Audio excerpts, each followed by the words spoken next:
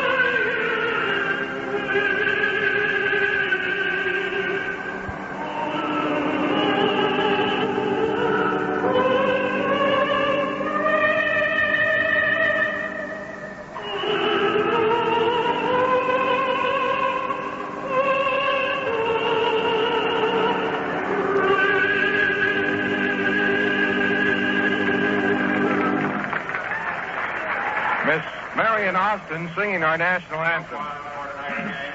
It's a beautiful night for baseball here in Cincinnati. The temperature today right around 80 degrees. Still a small amount of twilight in the sky. And it's baseball here at Crosley Field. The second game played in Crosley Field by the New York Mets. They lost the first one last night. The dimensions of the ballpark down the left field line is 328 feet. Out in left field, behind the left fielder, it goes out to 378.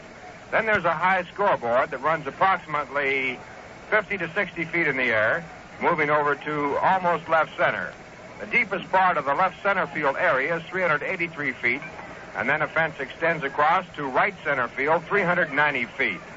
Coming down towards the right field foul line being 366 feet away, and in right center field, right in back of the right fielder, it's 360 feet. It's an unusual ballpark, and it's a good ballpark for hitters. Hitters being able to hit straight away in the ballpark and take advantage of the short center field fence. Well, we're all set to go as Richie Ashburn steps in. He'll be leading off for the Mets against Bob Perky. Perky's first start was against Los Angeles, and he won that by a score of 6-3. He worked 7 1/3 innings, allowing 6 hits, 2 runs, both earned, walking 3 and striking out 1. His second start was against San Francisco, and he won that one by a score of 4-3. His first pitch to Richie Ashburn, a curveball, strike one call.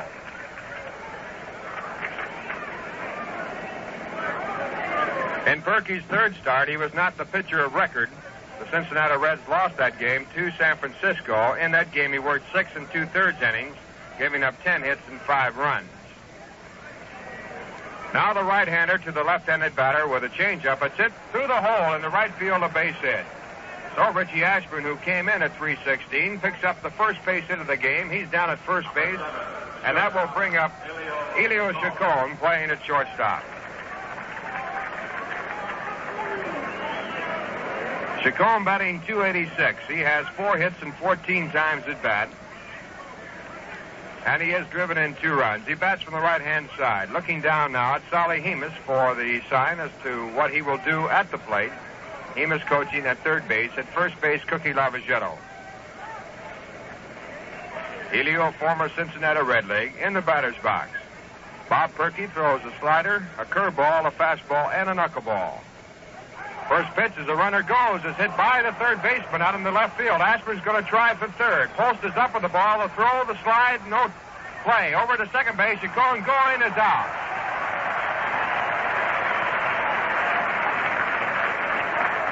So Ashburn on the hit and run play gets third base safely, but Chacon on the throw to third base tried to stretch his single into second base, and he couldn't make it. If you're scoring, he went from the left fielder to the third baseman, and then over to the second baseman. 7-5-4.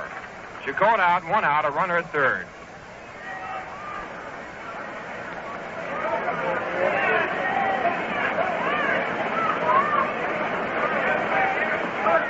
Now Gus Bell steps in. He bats from the left-hand side. Gus batting .182, has 6 hits and 33 times at bat in this season. He played here in this ballpark last year for Cincinnati. He had a .255 year for the Redlegs in '61. The first pitch swung on and foul tip back in the catcher's glove. Strike 1. Infield playing in against Gus Bell with a runner at third base. Defensively for the Reds, Edwards the catcher. At first base, Coleman. At second base, Blasingame. At shortstop, Cardenas. At third base, Casco. Bob Perky on the mound into the full windup, and the 1-strike pitch. Swung on, a knuckleball, fouled down in the dirt, strike 2. In the outfield, Wally Post in left field. In center field, Veda Pinson. In right field, Frank Robinson. The umpires in tonight's game, Al Foreman behind home plate, Tom Gorman at first base, Bill Jankowski at second, and Ed Sudol at third. Ball game just getting underway here at actually Crosley Field in Cincinnati. 2-strike pitch to Gus. Foul tip back on the area back of home plate, and the count will hold at 0-2. Another knuckleball by Bob Perky. Perky, an ex-Pittsburgh Pirate, has had some great seasons for the Cincinnati Reds. Last year he won 16 and lost 12 for Cincinnati as they won the National League pennant.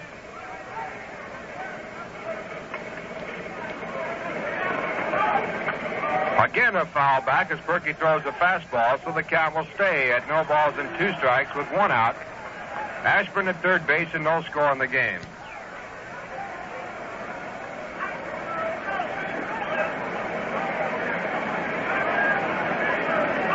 Perky, a 32-year-old right-hander, has posted winning marks of 17, 13, 17, and 16 games since coming to Cincinnati from Pittsburgh in 1957.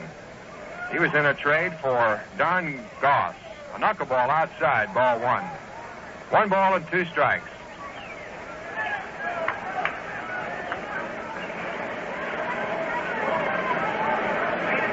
In 1961, in 36 games, Perky, with a 16 and 12 mark, had a 3.73 earned run average.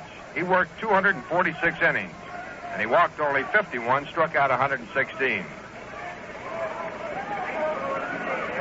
This is his 4th start of the season. The 1-2 pitch to Bell, inside, a slider, ball 2. 2 balls and 2 strikes.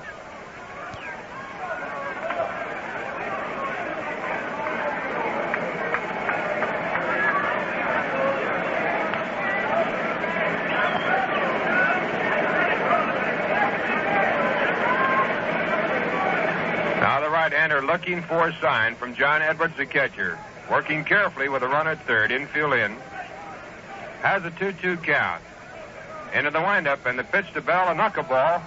That's down low. It actually, ball 3. Bell starts to first base thinking it was ball 4, and it is ball. No, now he calls him back, and there's a little argument at home plate. Bell thought it was ball 4. Umpire said it was ball 3. And so Bell has a 3-2 count, and he comes back to home plate.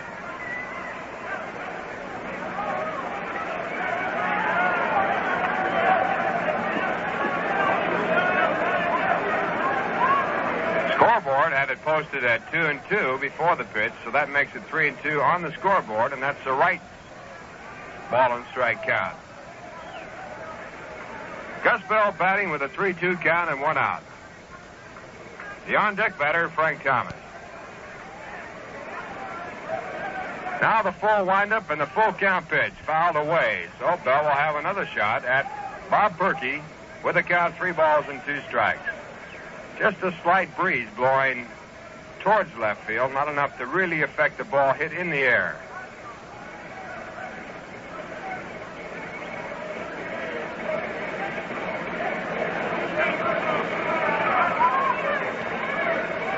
Perky, 6'2", gets the side on the mound, now shakes off the first one, flips his glove back and forth, takes the second, goes into the windup, and the 3-2 pitch, foul back on the screen. So Gus stays alive once again, 3 balls and 2 strikes.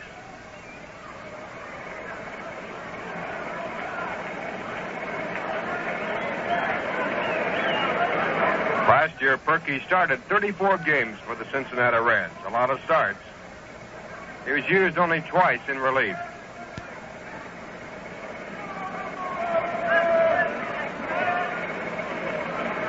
Now he winds in the 3-2 situation. Right back at him, but through the pitcher's mound, picked up by Cardenas over to first base in time. And Cardenas made a great play as he dove for the ball, picked it out of the air on the bouncing side, went to his knees, got up and threw his man out. And scoring from third base, Richie Ashburn. Perky had a chance to flag that one down and missed it. And Cardenas, who was playing shallow at shortstop, had to make a great play to keep Bell from picking up a base hit. It's a run batted in for Gus Bell, and the New York Mets go out in front, 1-0, and Frank Thomas steps in.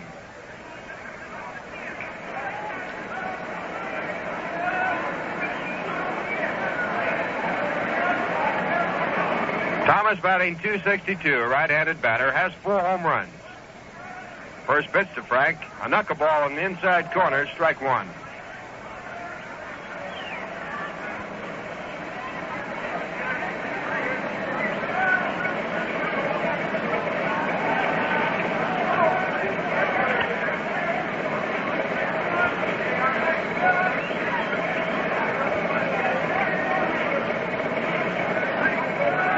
Thomas with that familiar stance, bat held high, and he stands right on top of the plate.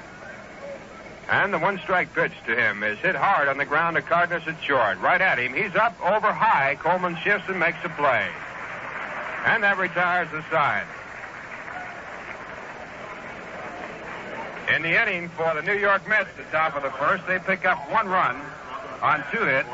No errors, no one left. And the score at the end of the top half of the first, the Mets won, the Cincinnati Redlegs coming to bat. You know, many of you baseball fans these days are filter smokers. And if you're like me, you just don't like the harsh taste of an unfiltered cigarette anymore. But even among filter cigarettes, there's a big difference in taste. Some taste so strong you wouldn't know they had a filter at all. Others taste so light that there's no more fun or flavor in smoking. Well, now you don't have to settle for a minor league taste in your cigarette, because Viceroy tastes the way you'd like a filter cigarette to taste. Viceroy is not too strong, not too light. Viceroy's got the taste that's right. Fans, find out for yourself. Smoke all 7 leading filter cigarettes, and I'll bet you'll find some too strong, some too light. But Viceroy's got the taste that's right. That's right, fans. Pick up a carton today. Start enjoying Viceroy's league-leading taste.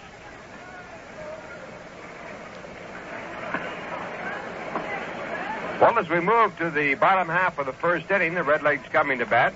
They will send up Don Blasingame as their leadoff man against Bob Miller. Miller has a major league record of 9 wins and 9 losses, all compiled while pitching for St. Louis. He's had 1 start officially, actually started 2 games. The first time out, he was rained out, and so it didn't count or go on the record books. He's a losing pitcher, 0-1 in this season. He lost 8-4 to Pittsburgh.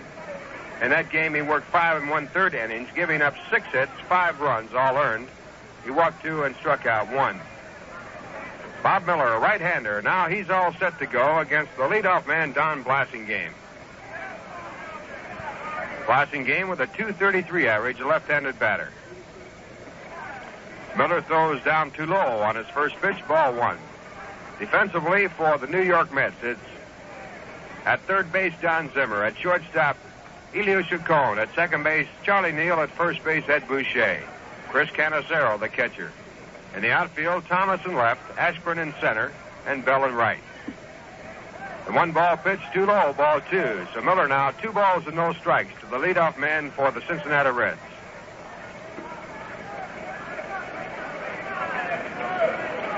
Miller was drafted from St. Louis for the $125,000 draft price. He's a restaurateur in St. Petersburg, Florida. There's his first strike, a fastball in the outside corner. 2 balls and 1 strike.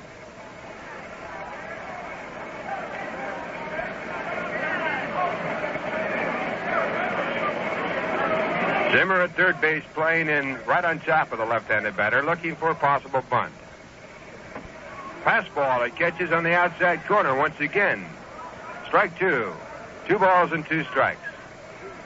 Now Zimmer moves back with the bunt situation practically eliminated.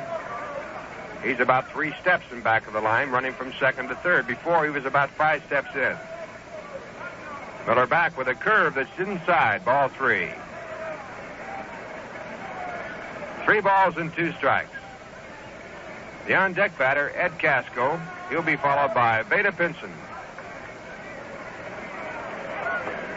Mets picked up 1 run in the top half of the first when Ashburn singled, went the third on Chacon's single, and scored as Gus Bell grounded out to the shortstop.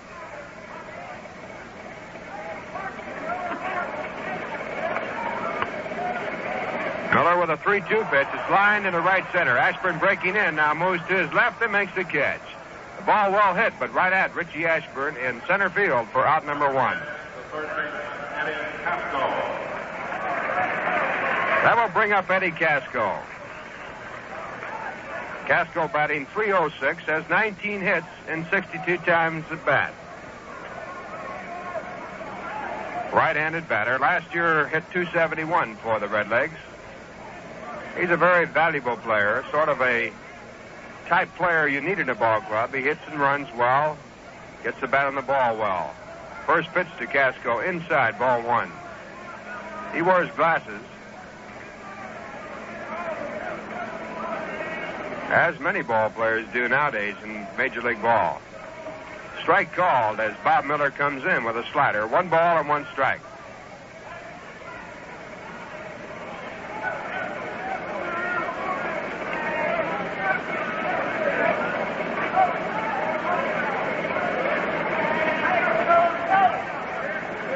Miller, 6-1, goes into the windup, and the 1-1 pitch to Casco. Hit sharply. Zimmer up with it as he goes to his left, over the first in time. Don Zimmer. And the ball was dropped by Boucher, but the sign given that he was dropping the ball and dropped the ball while he was throwing. Fine play by Don Zimmer as he went in the hole and pulled that one down one-handed and made it throw to first base. 2 men down, and now Veda Pinson steps in.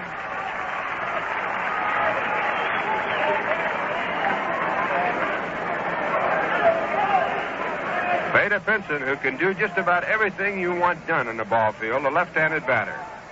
He's off to a fine start this year, hitting .368.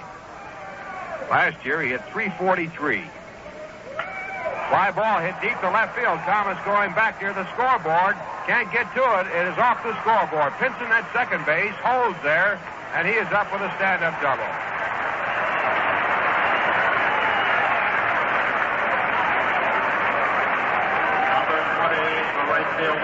First base hit picked up by the Cincinnati Reds here in the bottom half of the first as they trail 1-0. And now Frank Robinson steps in. Robinson, the other half of the Pinson-Robinson combination that has done so well here in Cincinnati, off to a slow start this year. He's batting .176. But last year he was the most valuable player in the National League. He had a fine year last year, hitting .323 with 37 home runs and 124 runs batted in.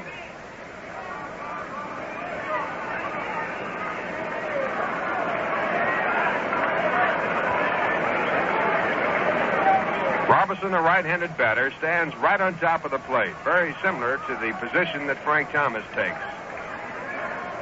Chokes up on the bat about 2 inches. Bob Miller with his first pitch. Curveball, it's down low, ball 1.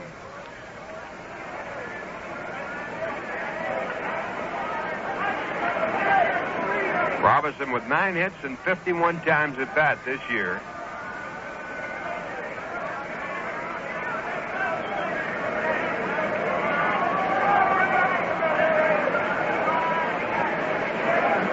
Bob Miller checking Pinson at second. Now comes to the plate. Inside and high. Ball 2. 2 balls and no strikes.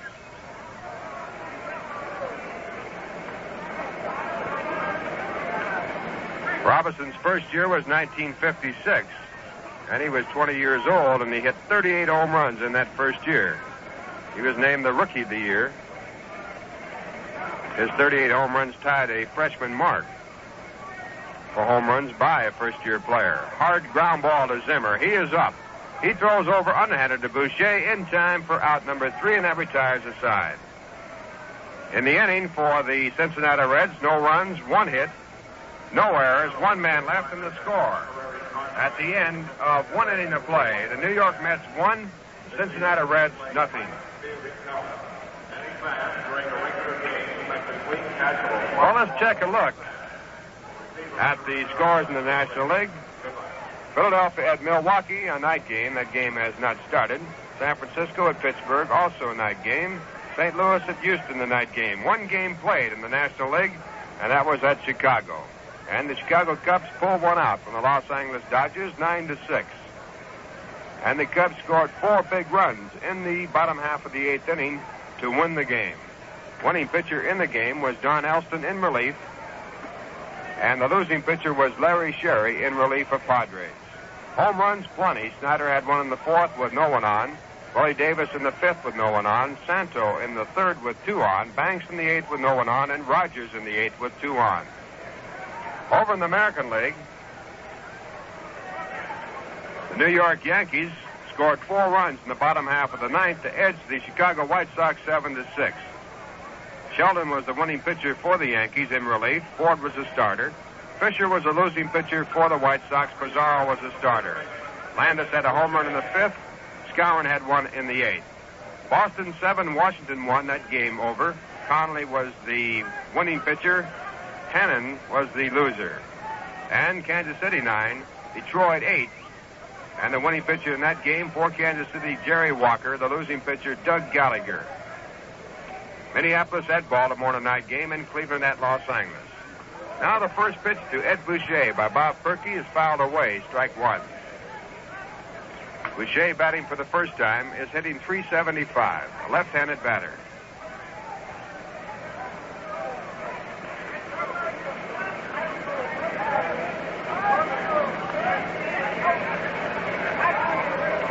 Perky, a right-hander with a knuckleball that's way outside. It goes by his catcher, John Edwards, ball one. 1 ball, 1 strike.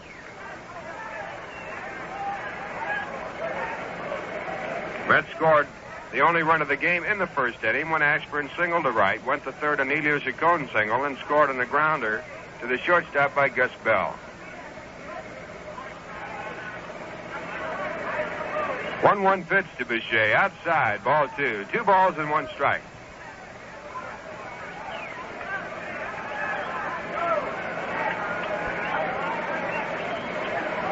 Boucher has 6 hits and 16 times at bat, and 2 of those hits home runs.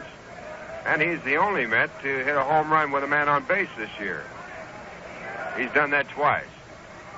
Curveball catching on the inside corner. Strike 2. 2 balls and 2 strikes.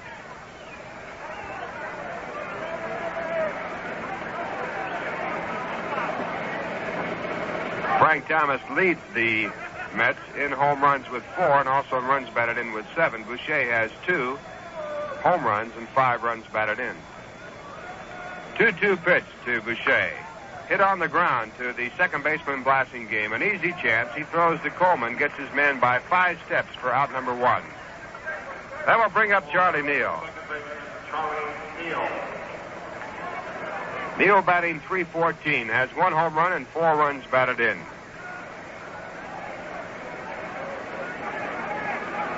Right-handed batter.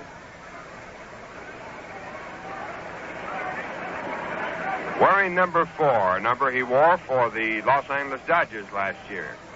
First pitch to Neal, fouled on the ground to the left side. Strike 1.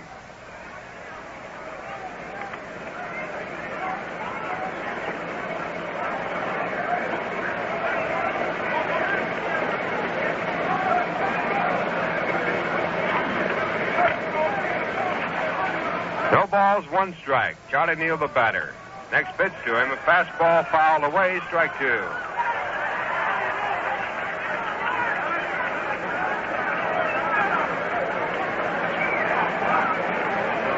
Neal makes his home in Longview, Texas. And that's where he was born. He's 31 years of age, 5'10". The 0-2 pitch to Neal. Swung on, missed and dropped by the catcher, and Edwards picks it up and makes the tag as Neal starts to first base. So a strikeout by Bob Perky on a knuckleball, his first, and 2 men are out, and that brings up Don Zimmer.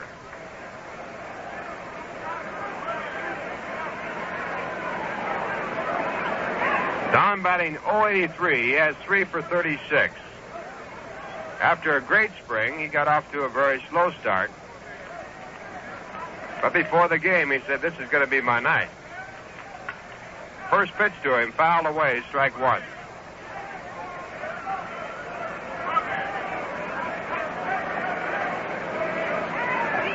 Bob Perky, an old teammate of mine, and I was talking to him before the game, and he said his knuckleball this year hasn't been working at all, and he would not use it. So far in the game, he has used it plenty. He said he was having trouble with the rotation. Inside to Don Zimmer, 1 ball, 1 strike. He has a rather unique way of developing his knuckleball, and this is the way he learned to throw it.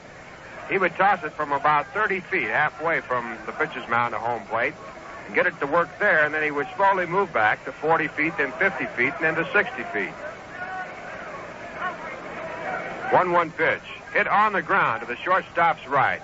Cardenas up and over to first base in the dirt, but Coleman digs it out. Good play by Gordon Coleman at first base. In the inning for the New York Mets, 3 up and 3 down, and the score at the end of 1 1/2 innings of play. New York 1, Cincinnati Reds, nothing. Ask any manager in the league, and he's sure to agree. The true test of a good hitter isn't his batting average against second-string pitching. No, sir.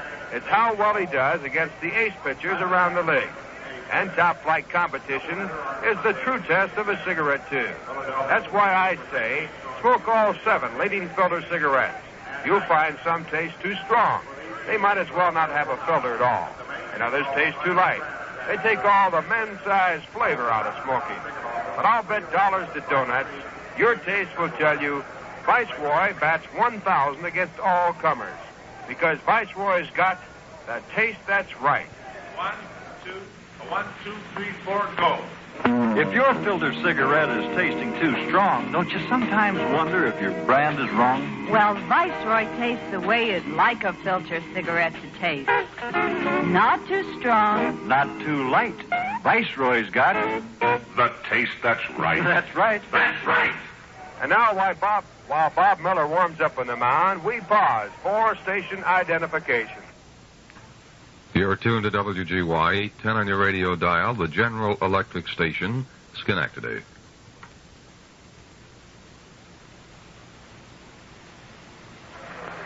All set to go. The bottom half of the second. This is Ralph Kiner along with Lindsey Nelson and Bob Murphy on the play-by-play from Crosley Field in Cincinnati. The New York Mets out in front, 1-0, as the Redlegs come to bat, and they are setting up for their first man here in the second inning, Gordon Coleman, their first baseman.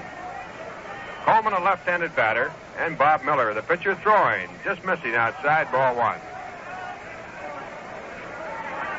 Miller gave up 1 hit in the first inning that he worked. That was a 2-base hit to Vaden Pitson. Coleman batting .278. Fastball outside, ball 2.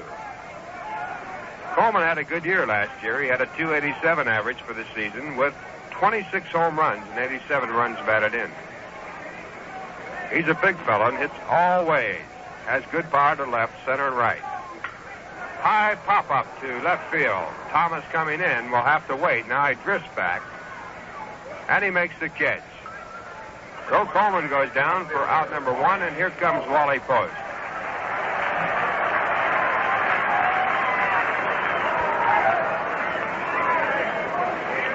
One to nothing, New York. As Post steps in the batter's box, he's hitting .311. Last night he had a long home run to center field, his 5th of the year.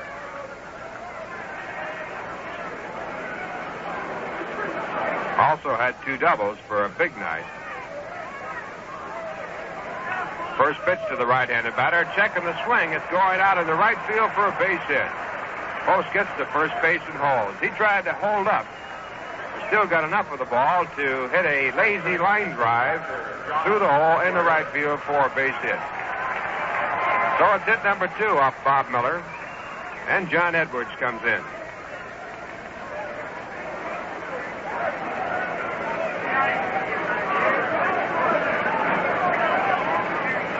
Edwards batting .211, has 8 hits and 38 times at bat. A left-handed batter.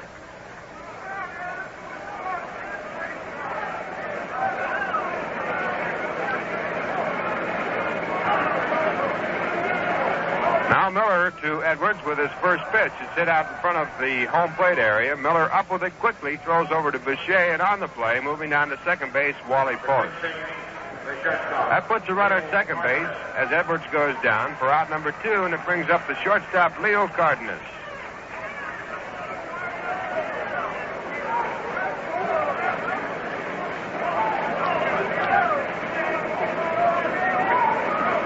Cardenas hitting .194 with 6 hits and 31 times at bat. Had a good year last year for Cincinnati. He hit .308.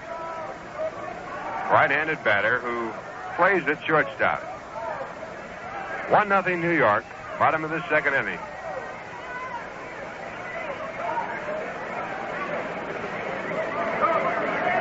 Bob Miller to the right-handed batter with a curveball on the outside corner, called strike 1.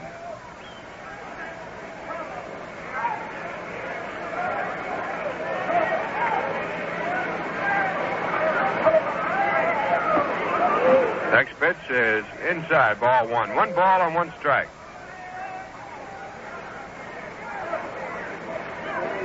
Cardenas started playing baseball in 1956 with Tucson. and that year he hit 23 home runs. 1-1 pitch. Little line drive in the center field. It'll be a base hit. Wally Post coming in from second base has rounded third, and he'll score. And that'll tie up the game at 1-1.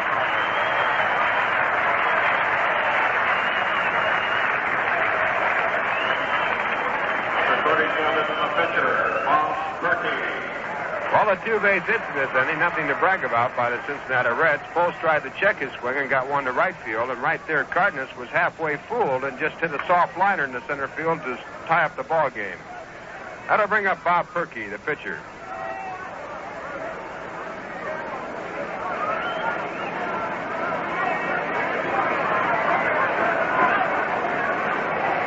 One game with the pitcher, a right-handed batter in the batter's box with 2 men out.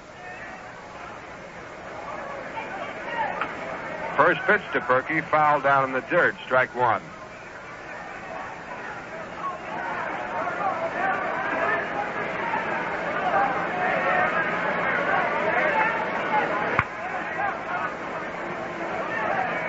No balls, 1 strike. Cardenas at first base with 2 men out.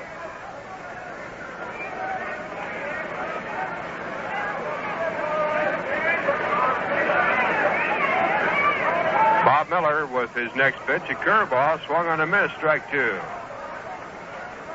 Cannizzaro, the catcher, dropped the ball but kept it right out in front of him. Coaching at third base, Reggie Otero, former ball player.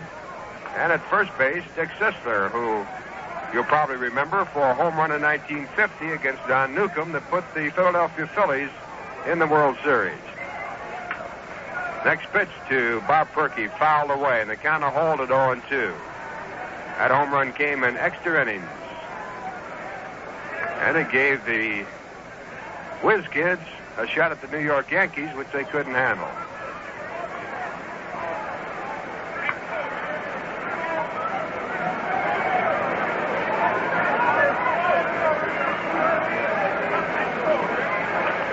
Two-strike pitch, swung on and missed, strike 3. So Bob Miller retires his side. That's his first strikeout.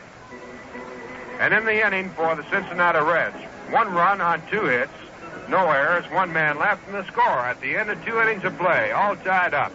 New York 1, Cincinnati 1. Well, in checking our schedule, New York Mets have a day off tomorrow. Then they will open up in a series against the Philadelphia Phillies in the Polo Grounds on Friday afternoon, game time at 2 o'clock. On Saturday, again against the Phillies, Ladies' Day, and all ladies admitted to the Polo Grounds for a service charge of 50 cents. On Sunday, a doubleheader against the Phillies. Monday, a day off, and then the first night game of the season against the National League champions, the Cincinnati Reds. There are 3 convenient ticket locations for you to purchase your tickets for all these games at the Polo Grounds. One at the Grand Central Station, located on the Vanderbilt side. Another in the Long Island waiting room of the Pennsylvania station. And the third out at the Polo Grounds. You can also make ticket reservations at any of the Howard clothing stores throughout the New York area. You can also mail in for your tickets. Box seats at $3.50, reserve seats $2.50, and be sure to enclose 25 cents for handling.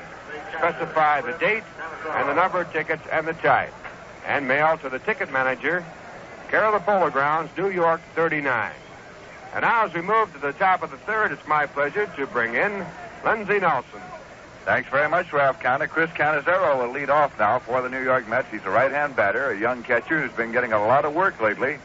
Bob Perky dips into the windup, and here's the pitch, curveball, swung on and foul. Down to Salehimas, coaching at third. He fields the ball and fires it back out to Robert Perky, wearing the number 37, as is his custom, for the Cincinnati Reds. Perky started 1 World Series game against the New York Yankees last year and would have started the 6th game if there had been a 6th game. But as you'll recall, the Yankees won it in 5, ending it up right here at Crossley Field. Here's a pitch swung on and fouled off. This time into the stands back of first base. It's out of play. So it's a 2-strike count now to Chris Cannizzaro. Through 2 innings, the New York Mets have 1 run on 2 hits and no errors, and the Cincinnati Reds have 1 run on 3 hits and no errors. Cannizzaro has been up 16 times this season and has 1 hit He has driven in 1 run. He did that with a sacrifice fly. That pitch misses high. It's 1-2 now to Chris Cannizzaro. Cannizzaro was selected by the New York Mets off the roster of the St. Louis Cardinals in the expansion draft. He is considered to be an excellent receiver with a fine arm. And if he can manage to hit National League pitching, will get a great deal of work with the New York Mets. There is a pitch going high for a ball. It's 2-2 now to Chris Cannizzaro. Cookie Lavagetta is coaching at first as usual, and Solly Hemus around at third for the Mets.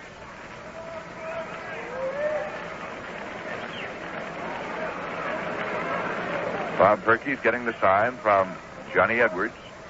Now the pitch to Cannizzaro. A swing and a miss. He struck him out, went for an outside pitch. And that is strikeout number 2 for Bob Perky as he gets Chris Cannizzaro, and that will bring up pitcher Bob Miller for the New York Mets. 23-year-old Bob Miller, wearing number 24, coming out, takes the bat from Richie Ashburn, who was holding it there in the on-deck circle. And Miller takes a couple of cuts on the way up to the plate and steps in. He's a right-hand batter, right-hander all the way. It was a very warm, sunny day in Cincinnati.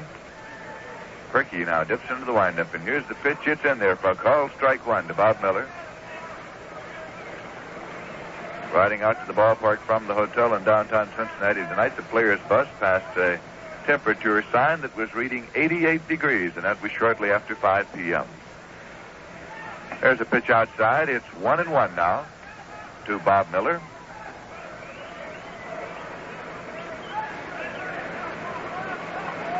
Defensively, around the infield, the Cincinnati Reds have Gordon Coleman at first base, Don Blasingame at second, Leo Cardenas at short, and Eddie Casco at third.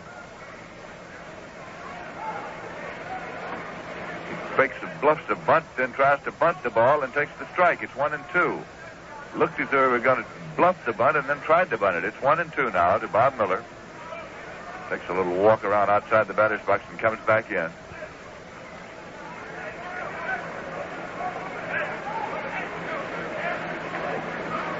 One ball and 2 strikes. Perky started his motion and stops now, looks in again. Wasn't the pitch he wanted, apparently. So Miller steps out of the batter's box, and Al Foreman, the umpire behind the plate, calls time. Now we're all set once again. Here's the pitch. Swung on and a little number going back to the mound. Perky's up with it, plays over to Gordy Coleman in time, and he's out. So Miller has grounded out from Perky to Coleman. 2 away. And that will bring up Richie Ashburn, leadoff man in manager Casey Single's batting order for the Mets. Ashburn opened the ball game with a single and scored the only run scored with the Mets thus far. That was in the top half of the first inning. 2 men out and nobody on for the New York Mets, who came into tonight's ball game with a record of 1 victory and 10 losses. As Ralph kind of told you, the Cincinnati Reds came in with a record of 6 victories and 8 losses. Ashburn has asked umpire Al Foreman to look at the baseball. He does and fires it right back out to Bob Perky.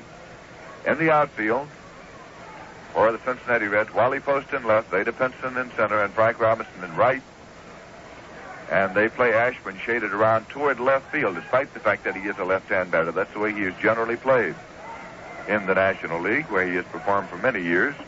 That's a called strike.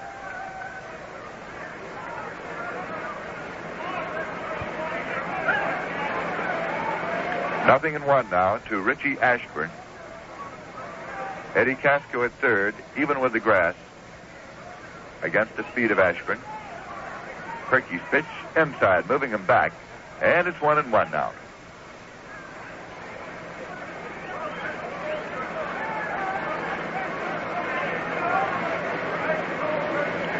Bob Perky was traded to the Cincinnati Reds from the Pittsburgh Pirates in exchange for pitcher Don Gross. Here's a drive going out into center field. It's going to dip in there for a base hit. Vada Pinson comes over, 1 hops it, fires it back, and Richie Ashburn is on with his 2nd hit of the night. A single to right center field. That is base hit number 3 for the Mets off Bob Perky. With 2 men out, Elio Chacon is coming up. He singled in the first inning to left and was out trying to go to second. When Ashburn went to third and the ball went over there, Chacon took the turn and dug for second, but was out. That play went from post to Casco to Blasingame. 2-men out runner at first, score tied 1-1. Top half of the third inning at Crosley Field in Cincinnati. That pitch is in there for a call strike to Elio Chacon. He, of course, was with the Cincinnati Reds last year, a member of that pennant-winning aggregation, and was an expansion draft choice of the New York Mets off the roster of the Cincinnati Reds.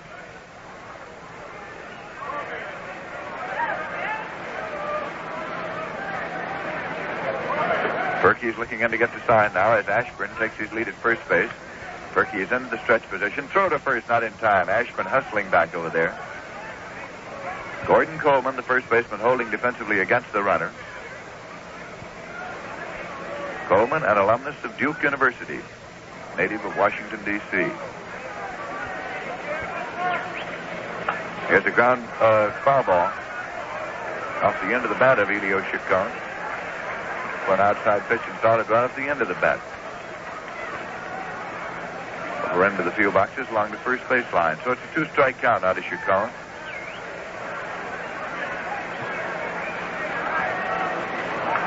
Gus Bell has moved into the on-deck circle now for the New York Mets. The Mets won and the Cincinnati Reds won. That pitch is outside. 1-2.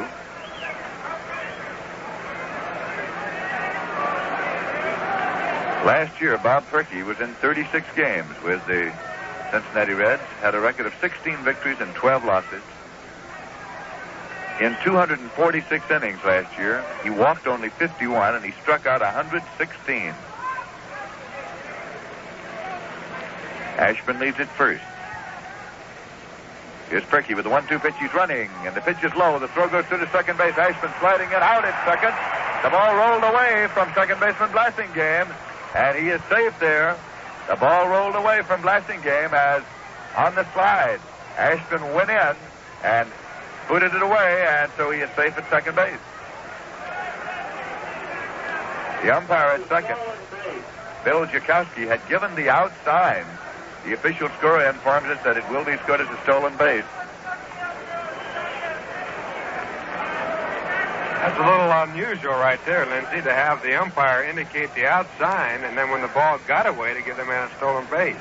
Yes, it is unusual because the sign was given by Jakowski very clearly out, and then the ball rolled away, but the official scorer has called it a stolen base. That is the first stolen base for the New York Mets this season. It puts Richie Ashburn at second. The pitch to batter Elio Chacon was low. The count to him is 2-2. Now Ashburn with speed is in scoring position at second. He leads off the bag as Bob Perky looks in to get the sign. As it now is into the stretch. And the pitch is on the way. Swing and a miss. He struck him out.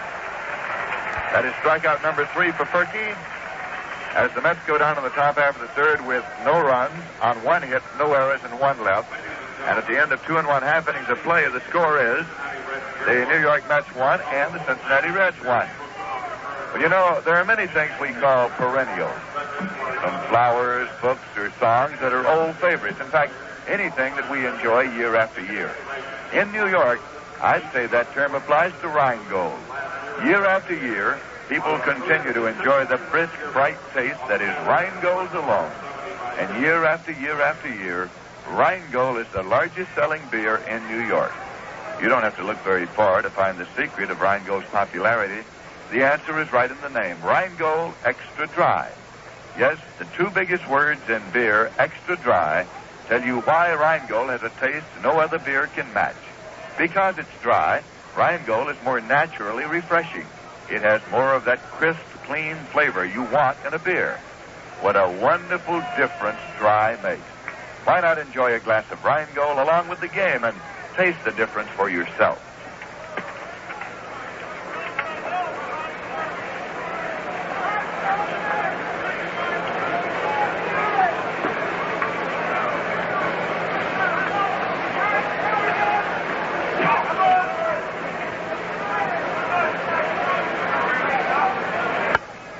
now to the bottom half of the third inning.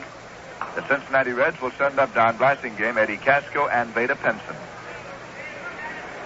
Blasingame, flied out to center in the first inning, hit the ball well, but Richie Ashburn moved over a few steps to haul it down. Bob Miller, the pitcher for the New York Mets, winds and fires, and it's in there for a called strike one. Young Bob Miller with a record of no victories and 1 loss thus far this season for the New York Mets.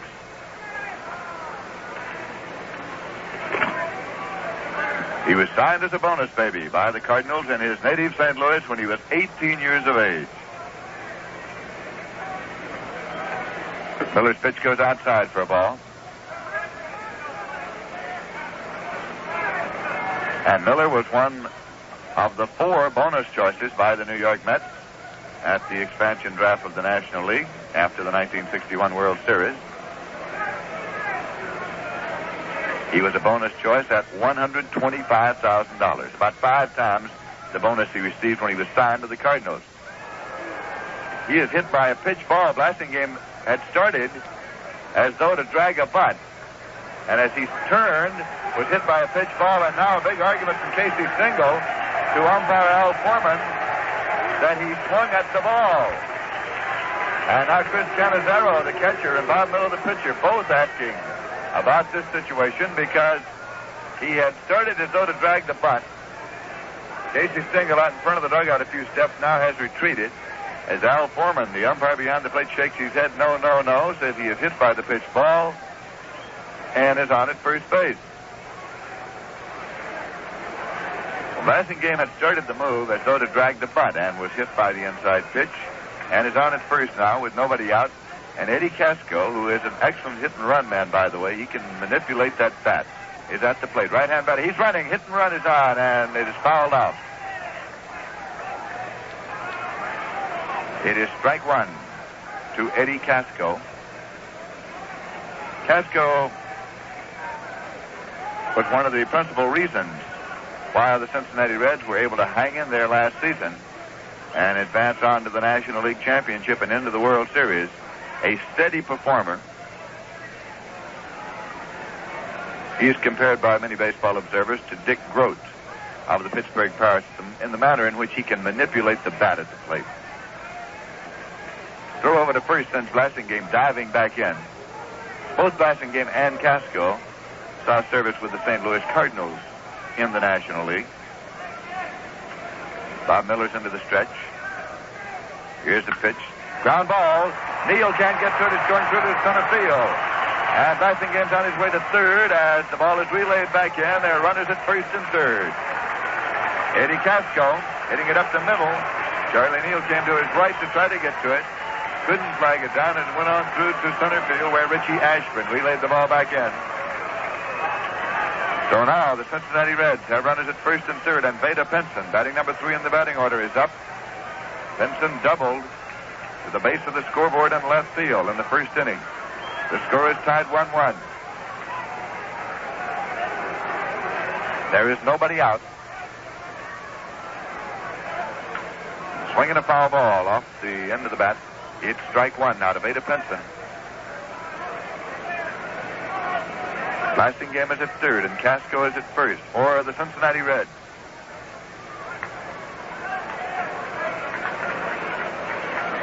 This is the final game of the 2-game series between the Mets and the Cincinnati Reds here at Crosley Field. All right, Miller is set to work once again to Veda Penson, and has a drive going out to right field for a base hit. Blasingame comes on to score. Casco around second, goes to third. Gus Bell up with the ball, fires it into second base. Runners at first and third. Scored 2-1. Cincinnati out in front. Veda Penson stringing out a line shot into right field. That scored Blasingame easily from third and sent Casco from first to third. Penson himself holding at first as the relay from Gus Bell came into Charlie Neal at second. Cleanup batter Frank Robinson coming up.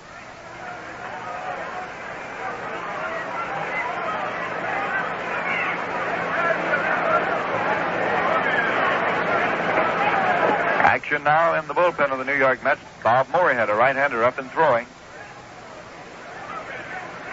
Bob Moorhead throwing. Chris Cannizzaro has gone out to the mound now to have a word with young Bob Miller.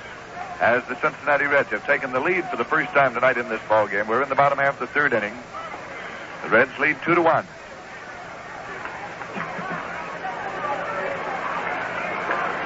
Frank Robinson's been up one time. He grounded out, third to first. He has a batting average of 176. Pitches down low for a ball. Frank Robinson had a great spring in exhibition competition. He wore the baseball out, but had a little trouble getting started. He was the most valuable player in the National League last year, one of baseball's premier performers, Frank Robinson. Curveball misses outside. 2-0 now to Robinson. He's been up 52 times and has 9 hits. He has batted in 6 runs. Casco is the base runner at third, and Veda Pinson, with speed to spare, is on at first. Nobody out for the Reds. As a change, it goes high. Robinson laid off of it, and it goes ball 3.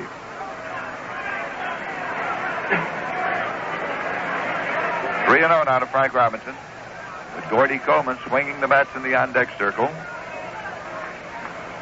Time has been called now by Veda Pinson at first base.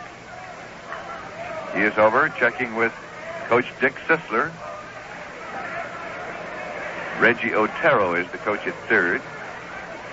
The Reds, of course, managed by Fred Hutchinson, and the pitching coach is Jim Turner. 3-0 pitch to Robinson, right down the pike for a called strike one. He was taking all the way. It's 3-1. Outfield shaded slightly toward the left on Frank Robinson.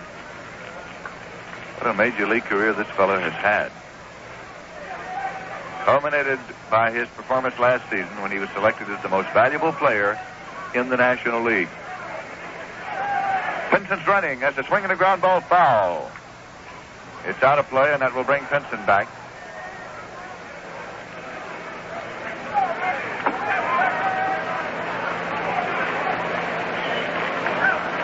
Count is 3-2 now to Robinson. They had Pinson going from first on 3-1. There is nobody out.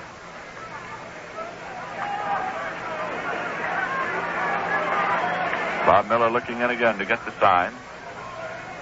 26-year-old Frank Robinson, a native of Beaumont, Texas, steps out of the batter's box, and now Chris Cannizzaro goes out to the mound to check with Miller.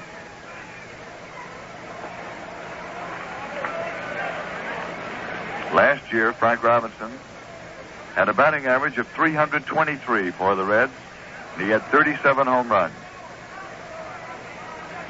He's been pretty consistently high up in the home run derby every year since he came to the major leagues. Came up in 1956 with Cincinnati and hit 38 home runs that first year. He has hit 38, 29, 31, 36, 31, 37. Pinson's running. There's a drive foul down the left field line, going up now on the rooftop of the upper deck. Down in the left field corner. That will bring Pinson back. He was running 3-2, nobody out. Casco is the base runner at third.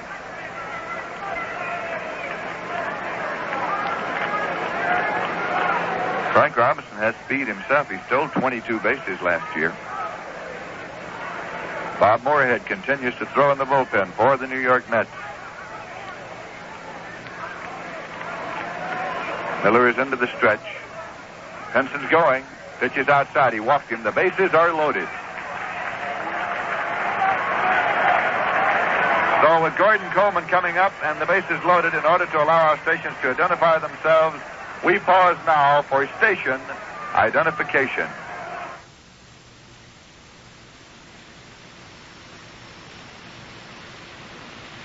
This is WGY Schenectady.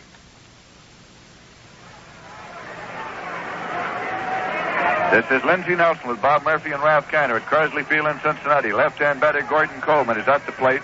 He's been up one time and he flied to left. The bases are loaded for the Cincinnati Reds, and there's nobody out. Miller winds and fires and has a swing and a ground ball foul. Coming back. Chopped off right down into the dirt, spinning back behind the plate for strike one to Gordon Coleman. A fellow with a peculiar batting stance in that He bails out with that front foot, but hangs in there enough to be able to hit the ball to all fields. Swings and misses. It's strike two.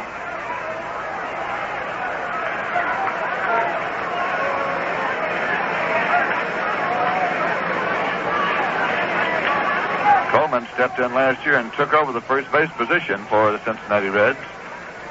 And it was his ability to do that that allowed manager Hutchinson to leave Frank Robinson in the outfield all season long, something that he wanted to do. Robinson had been used at first base and in the outfield, sort of interchangeably before. Two-strike pitch has a ground ball to second base. Charlie Neal up with it. Has a play at second. He's out there. Relay to first. He's out there. Double play and a run is scored. Double play and Casco scored from third. Moving on to third, Veda Penson. As the double play went Charlie Neal to Elio Chacon to Ed Boucher. That will bring up Wally Post.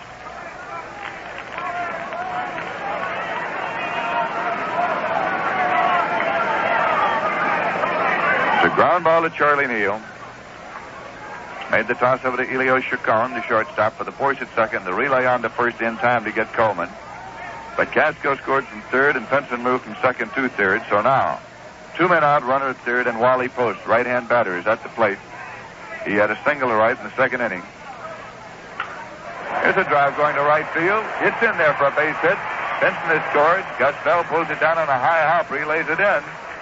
And it's another single and a run batted in this time for Wally Post. And the Cincinnati Reds lead by a score of 4-1 here in the bottom half of the third inning.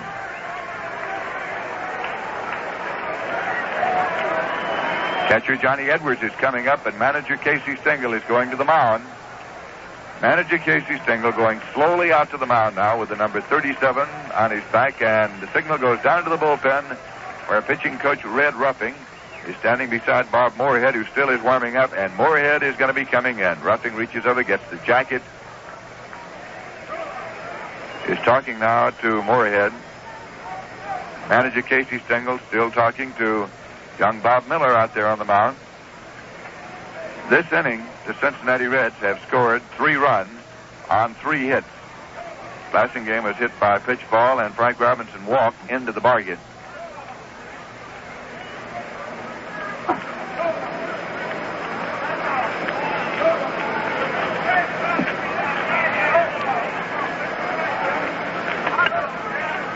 So Moorhead now is on his way to the mound.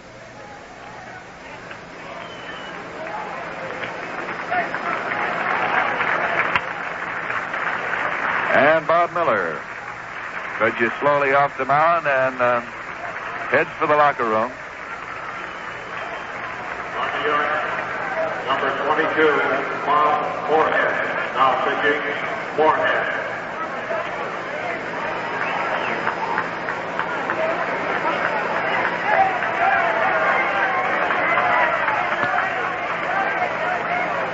So Miller goes out after having pitched 2 2/3 innings in which he gave up 4 runs. On 6 hits, he struck out 1 and walked 1. And Moorhead is firing down the warm-up tosses. This is the 5th appearance of the season for Bob Moorhead. He has no won and loss record. In the opener against the Cards on April 11th, he pitched 3 innings in which he gave up 6 hits, allowed 5 runs. Only 2 of them earned, walked 1 and struck out 1. Then on April 15th against the Pittsburgh Pirates, he pitched 4 innings in which he gave up 2 hits, no runs, walked none and struck out 1. Pittsburgh won the ball game by a score of 7-2, but that was an impressive performance by young Bob Moorhead.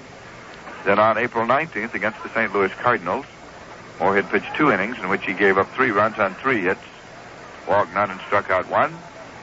Then against the Pittsburgh Pirates on April 21st, he pitched 1 inning in relief, gave up no runs on no hits, walked none and struck out 1.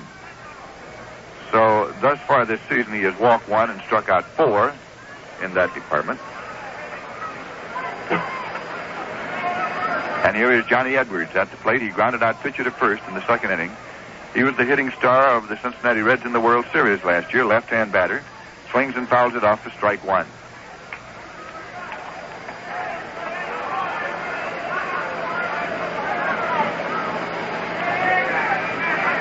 2 men out, and Wally Post is the base runner at first. 23-year-old Johnny Edwards. He was brought up last year by the Cincinnati Reds a little sooner than they had expected to bring him up. But they ran into a catching problem and had to have help behind the plate, and he was a big help to them. Now the pitch to Edwards, and there's a drive going into right field for a base hit. Gus Bell comes over one out, and Wally Post is on his way to third. The throw is coming in. Cut off by Chacon as Post pulls up safely at third, and Johnny Edwards is on with a line shot into right field. So now the Cincinnati Reds have runners at first and third. Still 2 men out. And Leo Cardenas is at the plate. He singles the center to drive in a run in the second inning. The Cincinnati Reds are leading the New York Mets by a score of 4-1 here in the bottom half of the third inning at Crosley Field in Cincinnati.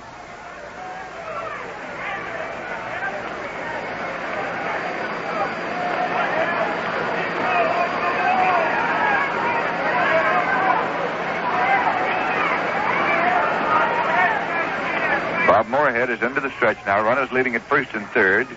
Pitch to Cardenas, swung out and missed for strike one.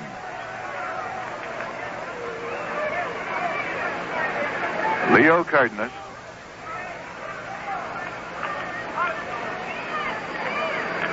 He's 23 years old.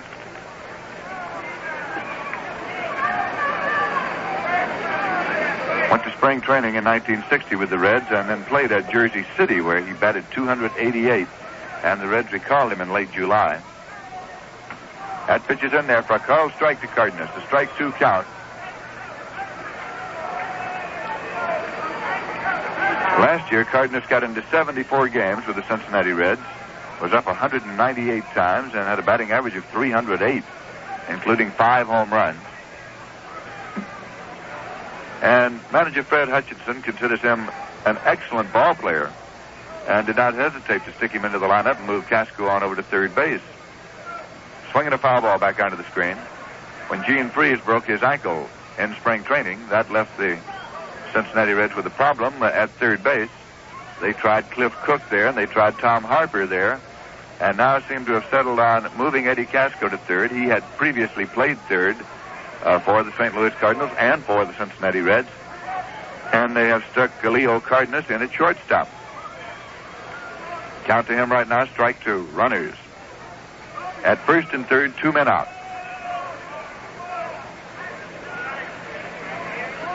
Pitch is low and away. It's ball 1, 1-2 now.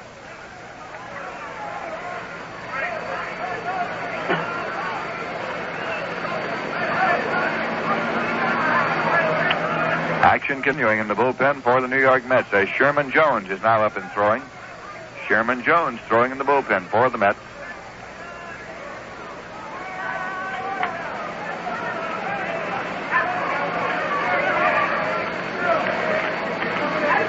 Here's the 1-2 pitch. Swinging a foul ball coming back. It's out of play in the stands. It's caught by a spectator. Manager Hutchinson had John Edwards running on the pitch at first base with runners at first and third, 2 men out. Cincinnati Reds 4 and the New York Mets 1 here in the bottom half of the third inning.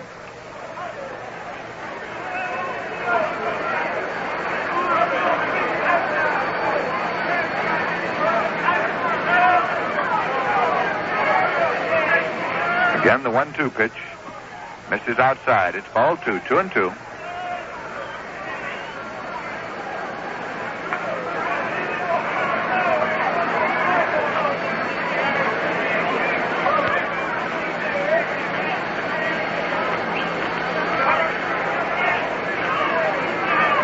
Moorhead's getting the sign as runners take their leads at first and third. Now the stretch. And the pitch on the way. Swung on as a fly ball to center. Richie Ashburn is moving back a step or two. He's underneath, and Ashburn takes it for the out that retires the side. So Cardenas has flied to center, and in the bottom half of the third inning, the Cincinnati Reds got 3 runs on 4 hits, no errors, and 2 left. At the end of 3 full innings of play at Crosley Field in Cincinnati, the score is Cincinnati Reds 4 and the New York Mets 1.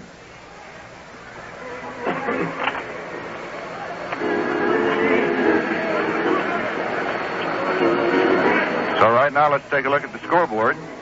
In the National League, Philadelphia Phillies are meeting the Milwaukee Braves in Milwaukee tonight. No score yet on that one. And in Pittsburgh, the San Francisco Giants have picked up one run in the top half of the first inning. The Pittsburgh Pirates coming to bat in the bottom of the first. That is Gaylord Perry against Bob Friend. And tonight, the St. Louis Cardinals play the Houston Colt 45s in Houston. No score yet on that one. This afternoon, the Chicago Cubs defeated the Los Angeles Dodgers 9-6, as the Cubs got 4 runs in the bottom half of the 8th inning to win the ball game. For Chicago, 9 runs on 10 hits and 3 errors, and for the Los Angeles Dodgers, 6 runs on 9 hits and 1 error. Padres started for Los Angeles. Larry Sherry took the loss. Glenn Hobby started for Chicago. Curtis in the 6th, and Elston took the loss. Home runs in the ball game by Duke Snyder, Willie Davis, Ron Santo, Ernie Banks, and Rogers. In the American League, Kansas City defeated Detroit 9-8. Jerry Walker over Doug Gallagher. In Baltimore, at the end of an inning and a half, the Minnesota Twins won. Baltimore Orioles nothing. That's Lee against Estrada. Cleveland is at Los Angeles tonight. This afternoon, the Yankees defeated the Chicago White Sox 7-6. Sheldon beat Fisher, and the Boston Red Sox beat Washington 7-1 as Conley beat Hannon. Right here, Gus Bell is at the plate. Tries to drag a bunt and takes strike one. Gus Bell grounded out short to first in the first inning, but drove in a run, the only run that the New York Mets have up to this point. Bell has been up 34 times. He has 6 base hits. His batting average 176. No home runs and 3 runs batted in.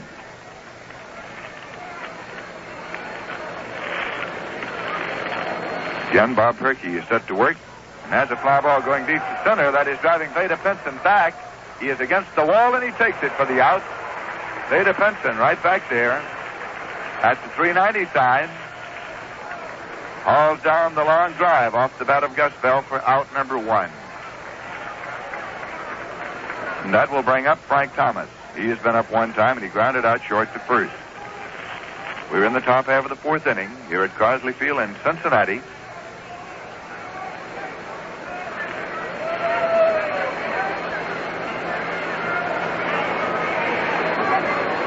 Perky set to work. Here's a pitch. Swung on and tipped off into the big glove of Johnny Edwards. Strike 1 to Frank Thomas. The New York Mets will leave Cincinnati by charter plane immediately after this game tonight, coming back to New York. Tomorrow is an off day for the Mets, and then they open at the Polo Grounds on Friday against the Philadelphia Phillies with an afternoon singleton. Ladies' Day singleton Saturday afternoon, and then a big doubleheader on Sunday. Perky is set to work to Frank Thomas. He watches outside for ball 1. It's 1-1. Cincinnati Reds will return the favor by coming to New York next week on Tuesday night. The first night game of the season for the Mets at the Polo Grounds as they take on the Cincinnati Reds, the defending National League champs. Then the Reds will be in for a Wednesday afternoon game. The drive going on out into left field for a base hit past Eddie Casco at third. Wally Post comes up with it, relays it back, and Frank Thomas is on at first base. Eddie Casco tried to get a glove on it at third as it went past him.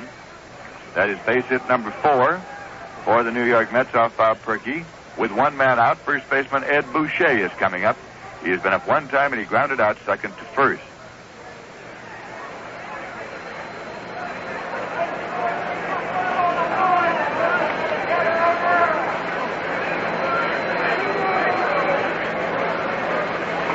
Pitch comes inside to Boucher. Current batting average, 353 for Ed Boucher. He's been up 17 times and has 6 base hits.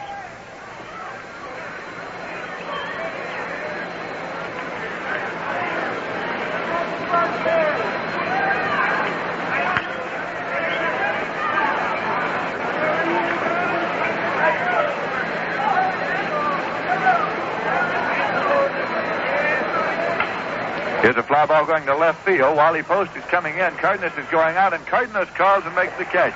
Thomas almost all the way down to second base, hustles back to the bag at first as Ed Boucher hops out to Cardenas, who went out to short left field to make the catch.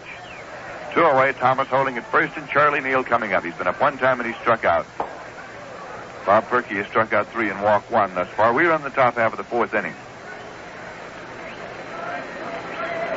President George Weiss of the New York Mets is here in Cincinnati for this 2-game series.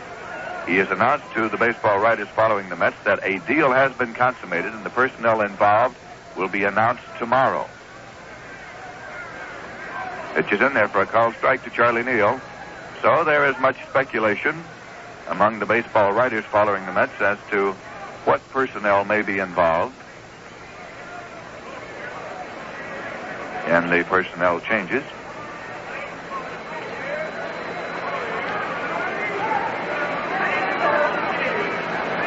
One strike count to Neal, right-hand batter.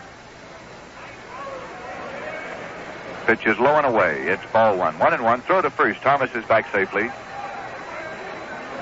Neal is hitting .306 right now. Been up 36 times and has 11 base hits.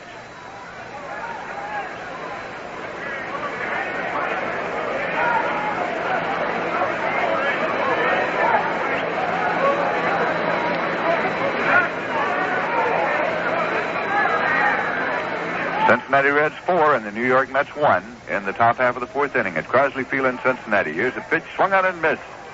Strike 2, it's 1-2.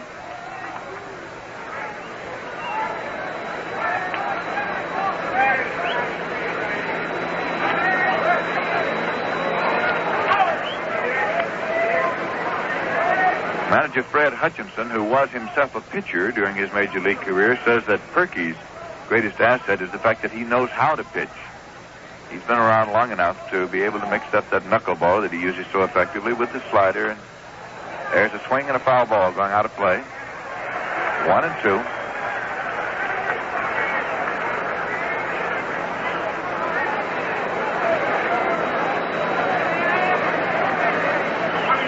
Bob Perky pitched in both All-Star games last summer for the National Leaguers. Set to work now with a 1-2 count to Neal. Pitches him tight. He rocks back and takes it. It's 2-2.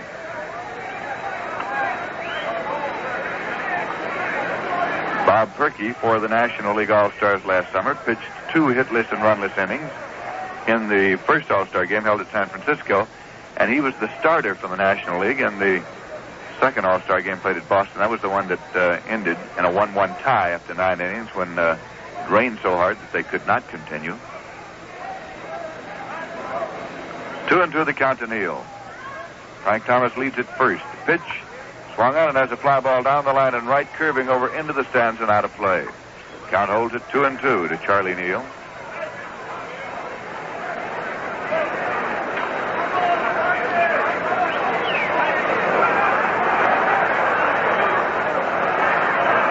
I'll bet plenty of you fans are taking this opportunity to check your supply of cool, refreshing Rheingold Extra Dry. Yes, sir?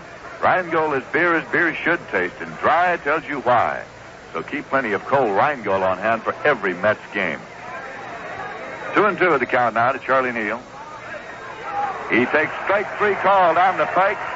He throws the bat down in disgust and walks away as he is called out on strike. Strikeout number 4 for Bob Perky, as the Mets in the top half of the 4th get no runs on 1 hit, no errors, and 1 left. And at the end of 3 1/2 innings of play at Crosley Field in Cincinnati, the score is Cincinnati Reds 4 and the New York Mets 1. Coming up now, a bit of big-time Dixieland jazz. My beer is Rheingold, the dry beer. Think of Rheingold whenever you buy beer. It's not bitter, not sweet, it's the dry flavor treat. Won't you try extra dry Rheingold beer?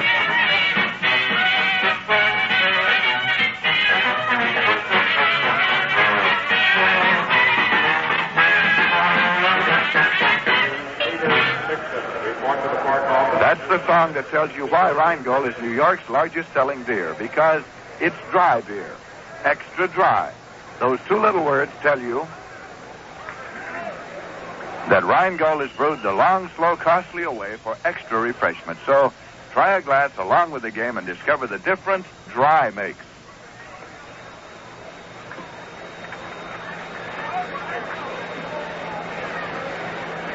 We're going now to the bottom half of the 4th inning.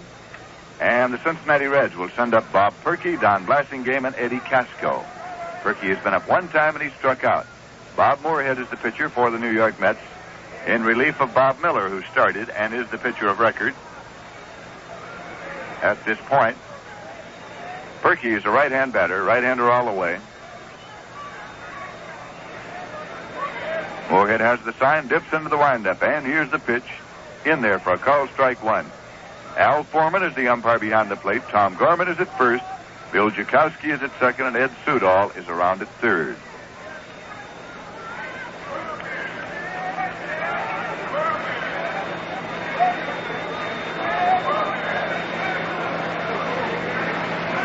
Moorhead again is set to pitch.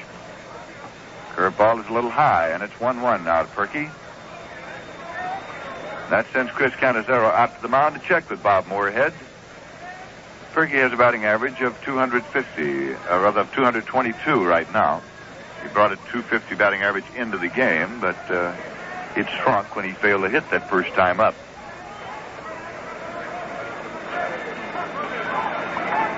Batting averages are flashed on the scoreboard here at Crosley Field, but they are the batting averages with which the player started the game and not the current batting average up to this time at bat. Here's a swing and a foul ball going out of play. Curving into the stands behind first base. It's 1-2 now to Bob Perky.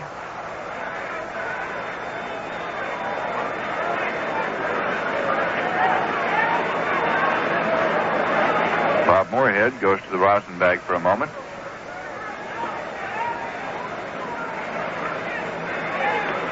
He has a count of 1-2 to Perky, with Don Blasingame now on deck for the Cincinnati Reds. Pitch is outside. Perky almost went for it, but checked it in time. It's 2-2.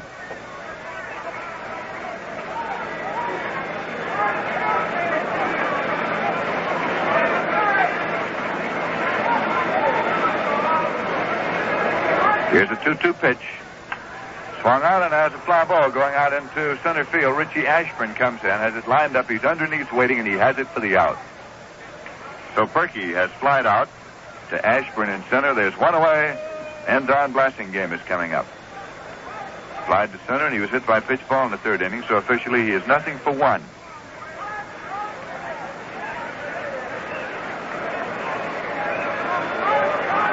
To this point, the Cincinnati Reds have 4 runs on 7 hits and no errors. The New York Mets have 1 run on 4 hits and no errors. We have had no home runs in the ball game tonight, in case you've joined us along the way. It's the Blasingame, swung on and fouled into the stands and out of play. President Warren Giles of the National League on hand here this evening, as he frequently is, of course, at Crosley Field. National League headquarters are located here in Cincinnati.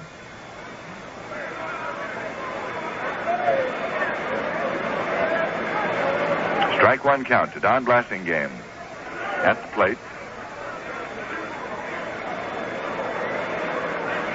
Pitch is low for a ball. It's 1-1. Don Blasingame is married to Walker Cooper's daughter, who was Miss Missouri one time.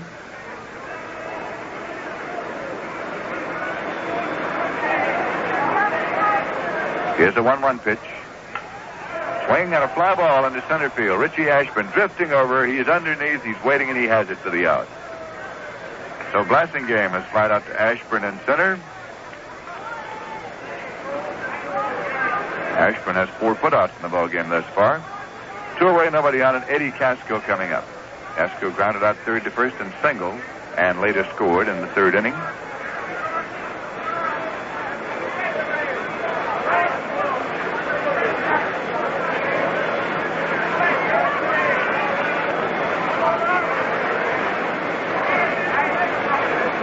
Casco's a right-hand batter.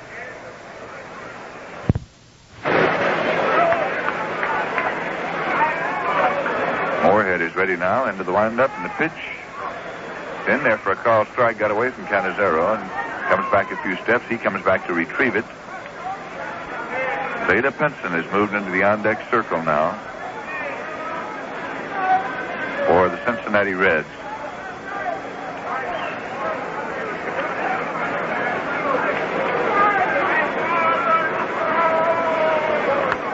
But there are 2 men out. Moorhead has a strike, 1 count to Casco. Swinging a foul ball coming back out of play. Strike 2 count now to Casco.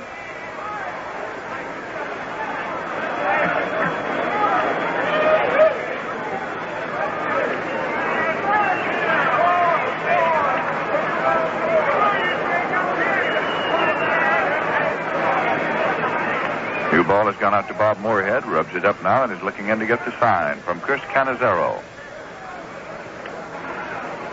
Has it. Here's the pitch. Swing and a ground ball foul off the bat of Casco. It's out of play. Ran along the tarp, rolled up against the stands and rolled on into the stands where it's retrieved by a spectator.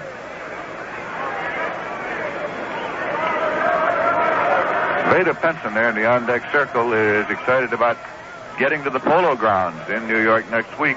Penson has never played in the Polo Grounds, and those of you in New York baseball fans who have not seen Penson have a treat coming also.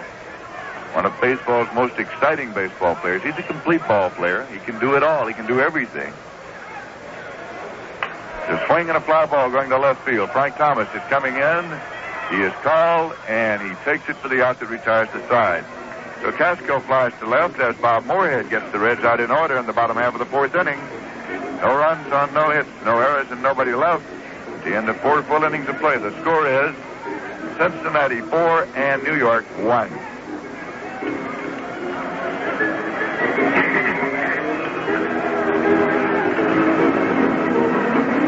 Speaking of Veda Penson coming to the Polo Grounds, as we were, he'll be in with the Cincinnati Reds on Tuesday night and for the single game on Wednesday afternoon.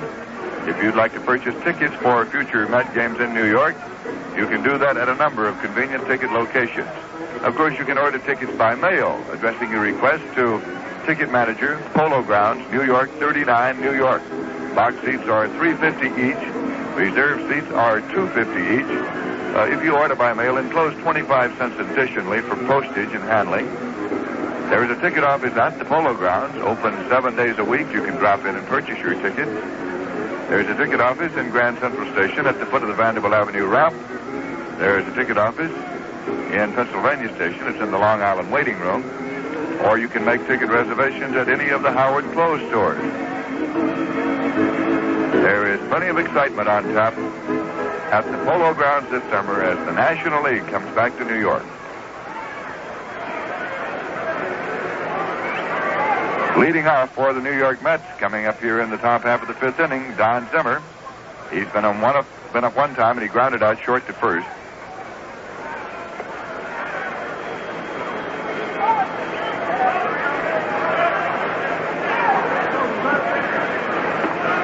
Bob Perky, the right-hander who started, still in there for Cincinnati. Pitches outside for a ball. Perky has won 2 and lost none thus far this season. That's his record.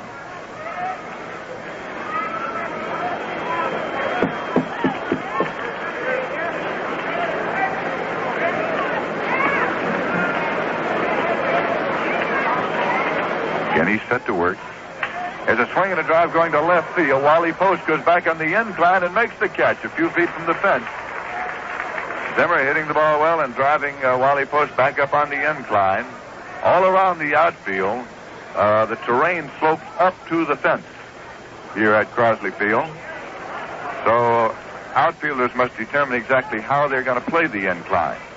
Wally Post is playing it just about like Frank Thomas does. That is right at the foot of the incline, so that your first step back is a step up.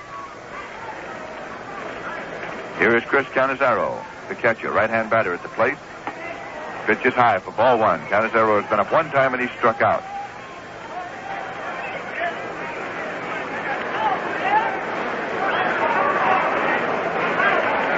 Sherman Jones still throwing in the bullpen for the New York Mets as Cincinnati leads by a score of 4-1 here in the top half of the 5th inning.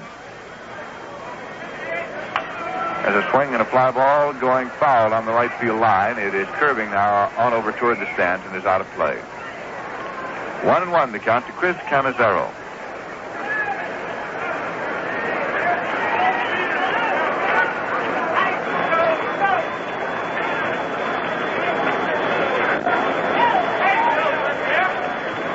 The outfield is playing Cannizzaro straight away.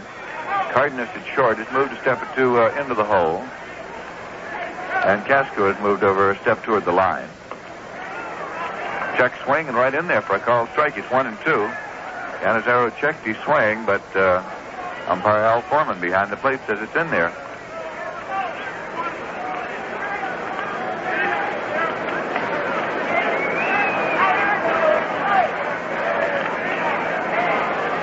Bob Perky with the pitch.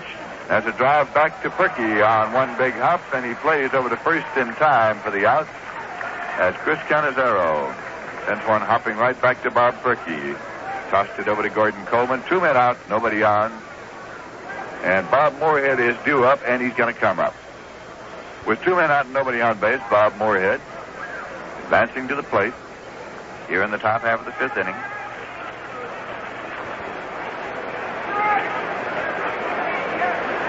Sherman Jones is warm now and is sitting down since Moorhead is going to hit for himself.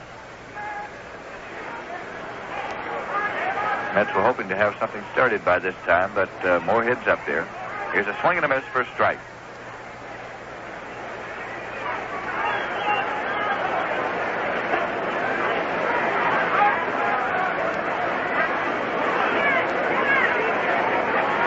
Nothing in 1 to Bob Moorhead with nobody on and 2 men out.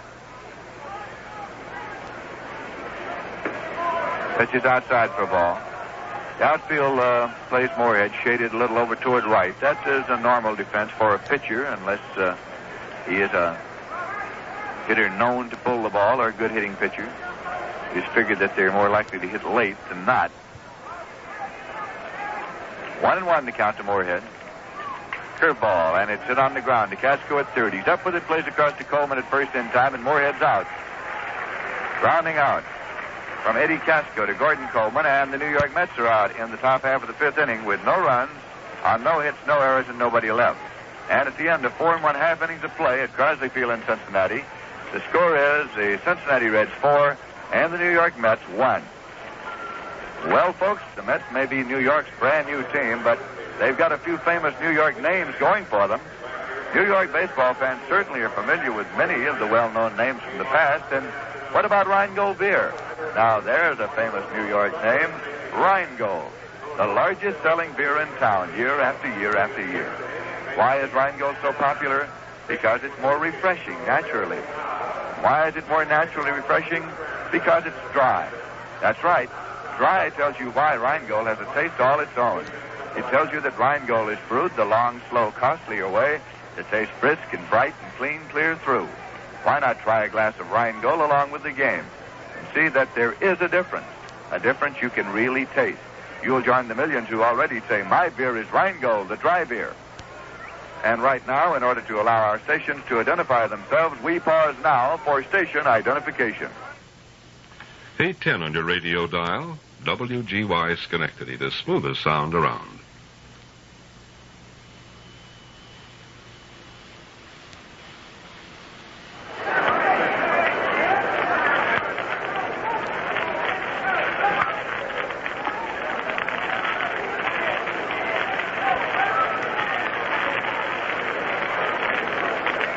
This is Lindsey Nelson with Bob Murphy and Ralph Kiner at Crosley Field in Cincinnati, where the Reds will be coming up here in the bottom half of the 5th inning, sending up Vada Pinson, Frank Robinson, and Gordon Coleman.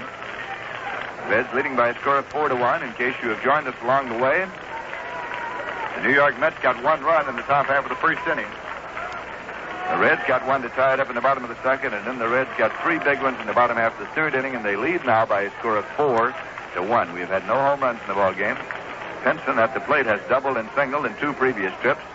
His batting average right now is 390.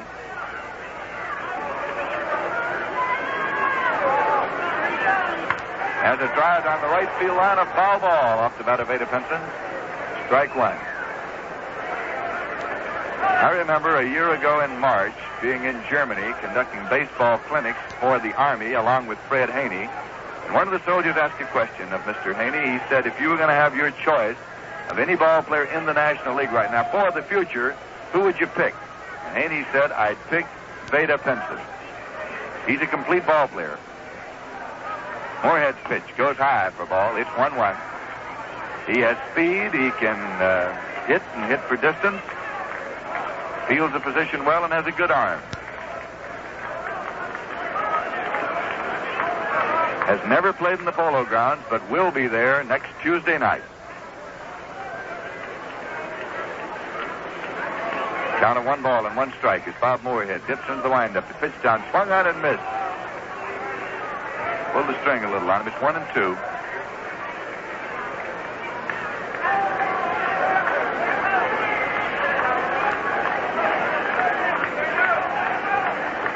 There's nobody on and nobody out for the Reds, batting in the bottom half of the 5th inning.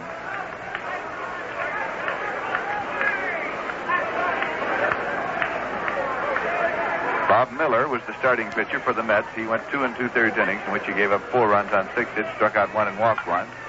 Has a swing and a fly ball to the right side. Second baseman Charlie Neal underneath, waiting, and takes it for the out. So Benson has popped out, 1 away. That brings up Frank Robinson. He's been up twice. He grounded out and walked. He's nothing for 1 officially. Robinson's batting average right now, 173.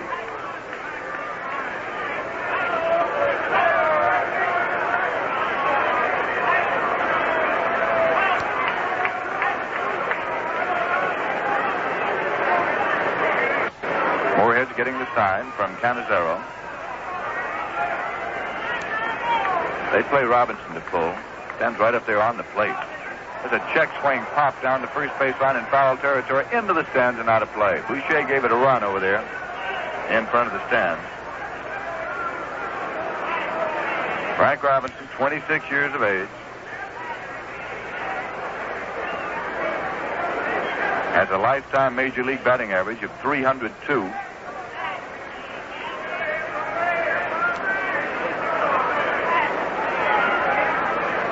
Count of 1 strike to him right now. Right-hand batter. Moorhead with a windup and a pitch down. High, misses everybody. Comes on back. It's 1-1. Last year was a great season for Frank Robinson. He was the slugging king of the National League with a mark of .611. Second successive year, he led the league in slugging. Drove in 124 runs. That's a new all-time record for Cincinnati outfielders. Here's a pitch, hits low and away. This one gets away from Cannizzaro and comes on back. He's chasing this one down. 2 balls and 1 strike to count now. Last year, Frank Robinson had the longest batting streak in the National League, 19 games. He led the league in sacrifice flies with 10. He was on the National League All-Star team. Was the most valuable Cincinnati player of 1961 and the most valuable player in the National League of 1961. Time call for the moment as he stepped out of the batter's box. Now he's back in with a count of 2 balls and 1 strike. Up here with nobody on and 1 man out. Pitch is low and away. Ball 3 to Frank Robinson. He drew a walk in the 3rd inning.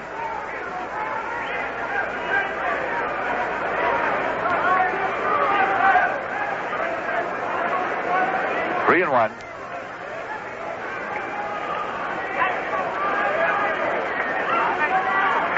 Swing and a miss. It's strike 2. Just before the pitch, Elio Chacon moved about 3 steps more into the hole. Playing Robinson to pull right there on the pitch. Now it's 3 and 2. There's a payoff pitch. Swung on and has a fly ball to the left. Frank Thomas drifts over. He's getting underneath. He's waiting and he takes it for the out. 2 away. 2 men out. Nobody on for the Reds. Batting in the bottom half of the 5th as the Reds lead the Mets by a score of 4-1. Gordon Coleman is coming up. He flied to left and hit into a double play.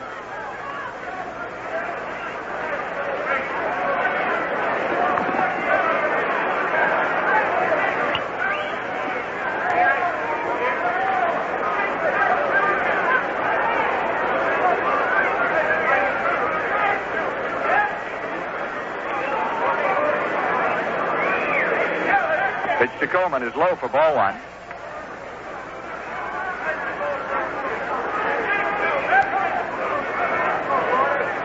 Coleman is hitting .268. 1 home run, 7 runs batted in. Was in there for a called strike. It's 1-1.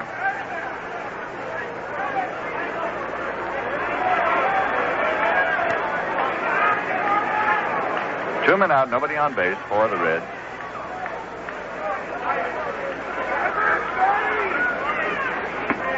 Pitch is low, 2-1. Gordon Coleman, during his minor league career, had a great record as a hitter, but there seemed to be some doubt among baseball experts that he ever could hit major league pitching with that stance and that motion of bailing out. But last year, he stepped into the Cincinnati lineup and was a big factor in their drive to the pennant. Here's a drive going on to right field for a base hit. Gus Bell up with it, relays it in, turning and holding it first is Gordon Coleman. With a single to right. That is the second hit for the Reds off Bob Moorhead since he came in to relieve Bob Miller. And coming up now is Wally Post. He's been up twice and he has 2 hits. He has driven in a run and he's scored 1. This is a fellow who has hit some tape measure home runs in his time around the National League. Wally Post. Right now his batting average is .340. He has 5 home runs and 11 runs batted in. He's off to a great start this year.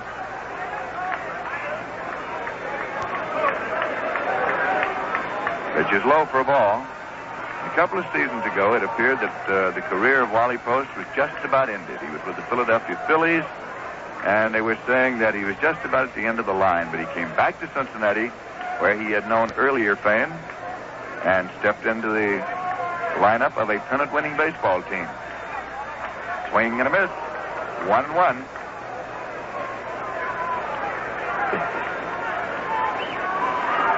Two men out. Coleman, the base runner at first.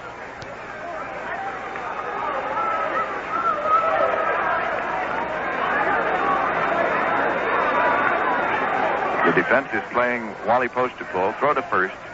Coleman's getting back safely.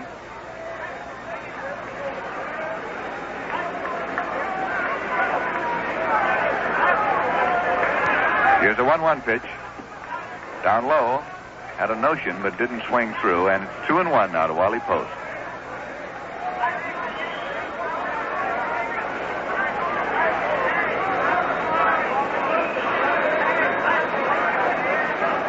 Last year, Wally Post had a season's batting average of .294, and he had 20 home runs for the Reds.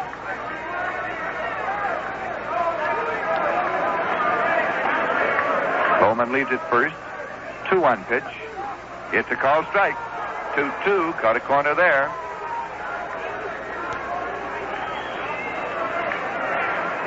Bob Moorhead goes to the rosin bag just for the moment. Now Post steps back in. The Reds have their 4 runs on 8 hits. The Mets have their 1 run on 4 hits. Throw to first. Coleman dives back in this time. He's safe.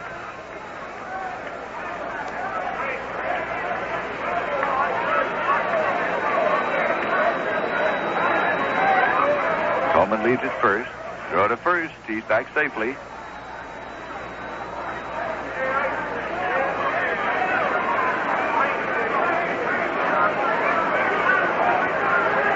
It's a swing and a foul ball off the bat of Post. The count holds at 2-2. During the World Series played here last fall, construction was underway on an expressway behind the center field fence, and fans were all over the construction implements and the poles and everything else.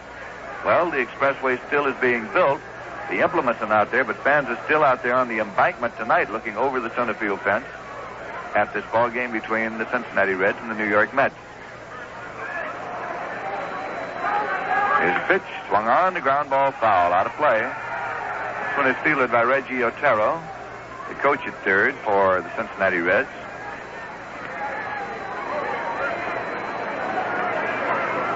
Moorhead rubbing up the ball, looks around the outfield.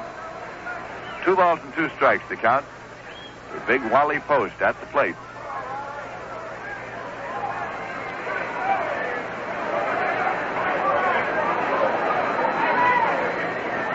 Coleman leads at first.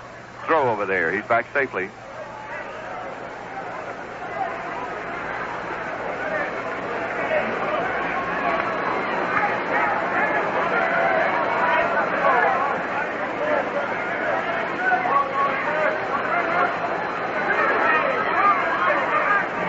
Here's a 2-2 pitch. Swing and a miss. He struck him out to retire the side as Bob Moorhead achieves his first strikeout since coming on in relief. And he gets the Reds out with no runs on 1 hit, no errors, and 1 left. And at the end of 5 full innings of play at Crosley Field in Cincinnati, the score is the Cincinnati Reds 4 and the New York Mets 1.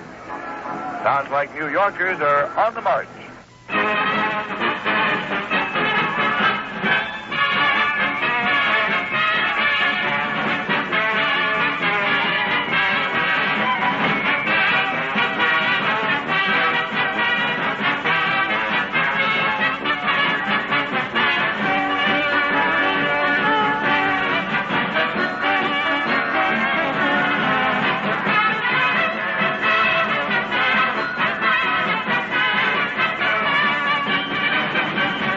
Like the song says, people everywhere sing out, my beer is Rheingold, the dry beer.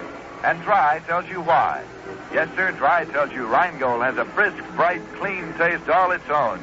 Discover the difference dry makes. Pour yourself a tall, refreshing glass of Rheingold Extra Dry. Enjoy it along with the ball game. Well, the ground crew has come out to manicure the infield a little bit here in accordance with National League rules, with the president of the National League, Mr. Warren Giles, looking on from an upstairs box. And we'll be going to the top half of the 6th inning. The New York Mets have the head of the batting order up there, and we have the heading of the batting order up here. Bob Murphy. Thank you very kindly, Lindsay. In the 6th inning, Richie Ashburn, already 2 for 2 in the game, hopes to get things going for the New York Mets against veteran right-hander Bob Perky. Richie singled to right field in the 1st, and he singled to right center field in the 3rd inning. Well, Richie now needs but 37 hits to reach the coveted 2,500 mark. Outside, it's ball 1. The active players in the National League, only Stan the Man has more base hits than Ashburn. Richie hitting at .381.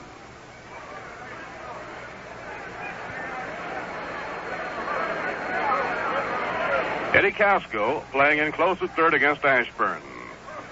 A strike on the outside corner. 1 ball, 1 strike.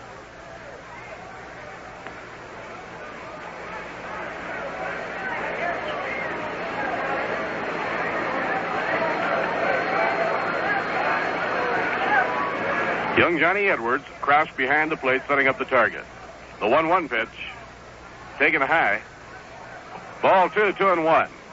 Well, after Ashburn gets 2 for 2, 1 to right field and the other to right center, this time the Cincinnati Reds have straightened the defense up against him. They had been playing Richie to hit to the opposite field with Penson way over in left center. But this time Veda is playing straight away against Ashburn. Now Bob Perky deals 2-1. A foul ball back into the upper deck, and the count is even. Cincinnati 4 runs on 8 hits and no errors. The Mets 1 run, 4 hits, and no errors.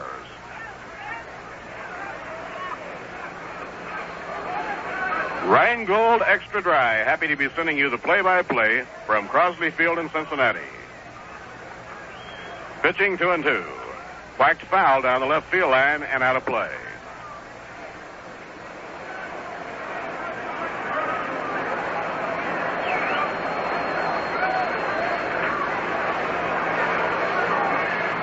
Tonight at Milwaukee, Chris Short will be on the mound for the Phillies and Ron Pache for the Milwaukee Braves. At the end of 3.5, the Giants lead Pittsburgh 1-0. Gaylord Perry for San Francisco, Bob Friend for the Pirates. Fouled again off the fist and back toward the crowd. It'll be out of play. They're underway now down in Houston, Texas. The Cardinals did not score off lefty Dean Stone in the top of the 1st inning. Ray Washburn going out to the mound to face the Houston Colt 45s. In a day game, the Cubs, with 4 on the last of the 8th inning, beat the Los Angeles Dodgers 9-6.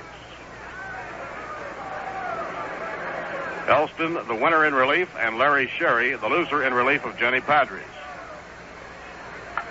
Fly ball hit deep down the right field line, and this will be foul. Richie Ashburn, who over the years has fouled many a pitch off.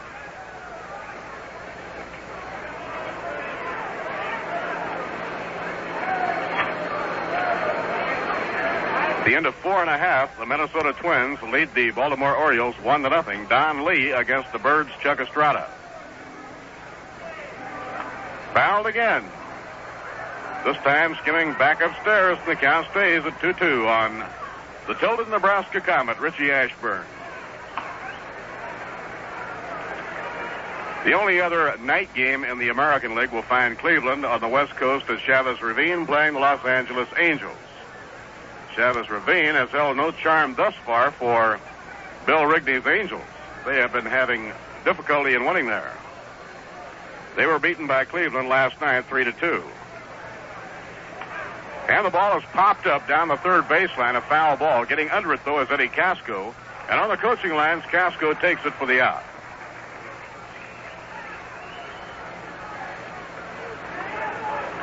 So Bob Perkey hung in there and wins his duel with Richie Ashburn, and that brings up Chacon. Elio on a hit-and-run play, single to left field in the first. He tried to go to second when Wally Post threw to third, but a good accurate throw from Casco to Blasingame nailed Chacon going into second. Elio then struck out in the third. He has one hit and 2 times up. Chacon hitting at .313. Taken high, 1 ball, no strikes.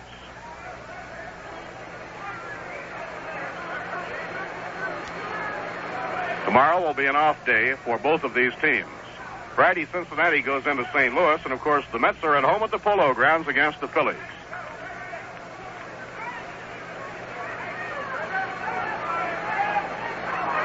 Taken for a strike, 1 ball, 1 strike.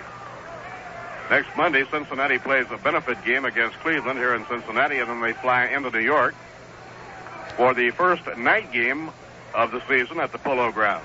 That'll be Tuesday night, May 1st. 1-1 delivery. Breaking ball outside, 2 balls and a strike.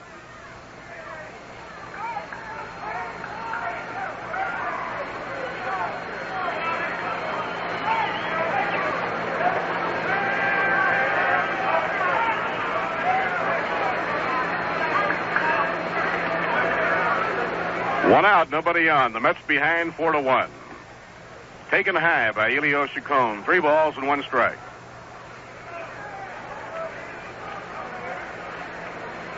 Veteran right-hander Bob Perkey has not given up a walk, has struck out 4. Allowed 1 run, 4 base hits.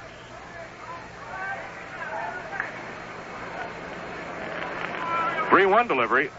Ball 4. It's inside and low, and there's the first one handed out by Bob Perkey.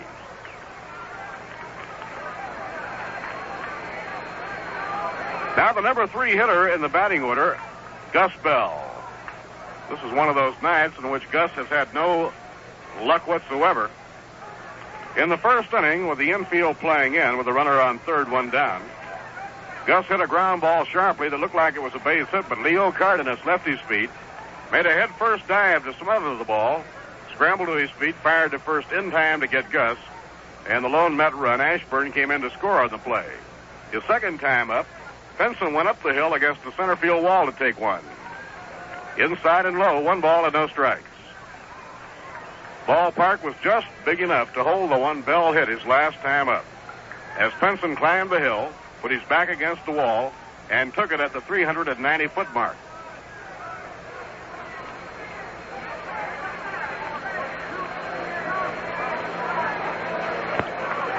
Chacon leading off first, 1 out. Perkey off the stretch delivers a foul ball whipped back toward the screen. 1 ball, 1 strike. At Forbes Field, the Bucks came up with 2 in their half of the 4th inning. They now lead San Francisco 2-1 at the end of 4. And at Milwaukee, the Phillies scored twice off Ron Pache in the top of the 1st inning. Tonight's paid attendance, 5,563. 55-63. 5,563 the paid tonight. Bell leans in and takes, and it's off the outside edge of the plate. 2 balls and 1 strike. Gordy Coleman not holding against Elio Chacon with Bell, a left-hand hitter, up there. Eddie Casco, even with the bag, wide of the line at third, and Leo Cardenas shaded towards second. The outfield swung around toward right. Pitching 2-1. Drive hit hard, but it will be fouled on the right field line. Gus ripping a curveball, but a little bit too far out in front, and it goes foul down the line.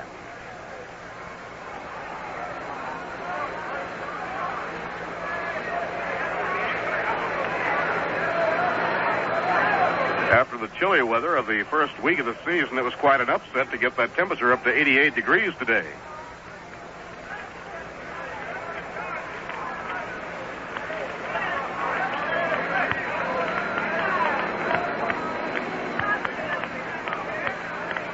Two and two on Gus.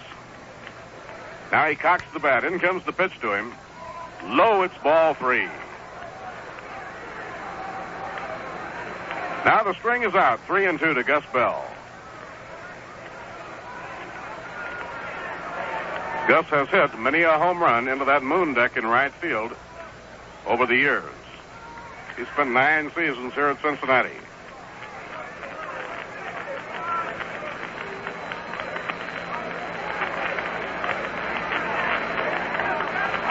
Full count, 3-2. 1 down as Elio Chacon leads off first. Now the pitch.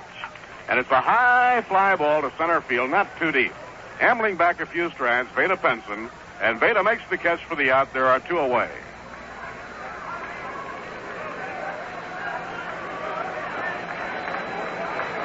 Bob Perky getting Gus Bell on 3-2. That brings up Frank Thomas. Frank grounded out short to first in the first inning and then singled to left field in the 4th inning. So Frank has 1 for 2. He's hitting at .273. Leads the Mets in home runs with 4 and RBIs with 7.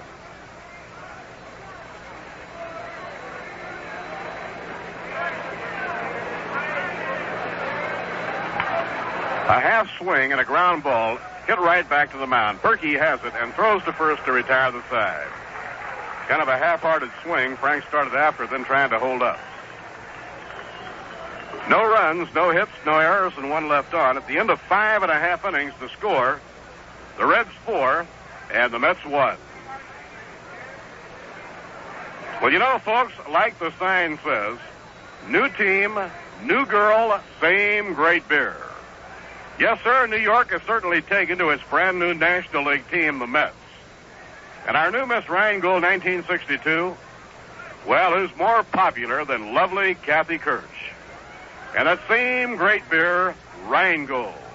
It's been New York's favorite for as long as I can remember. How come so many millions choose Rheingold over all other beers? Simply enough. It's beer as beer should taste. Dry tells you why. Dry beer is lighter, more naturally refreshing, and Rheingold is extra dry. Extra dry for that extra refreshing taste no other beer can match. Why not see for yourself now what a difference dry makes? Enjoy a glass of refreshing Rheingold along with the game.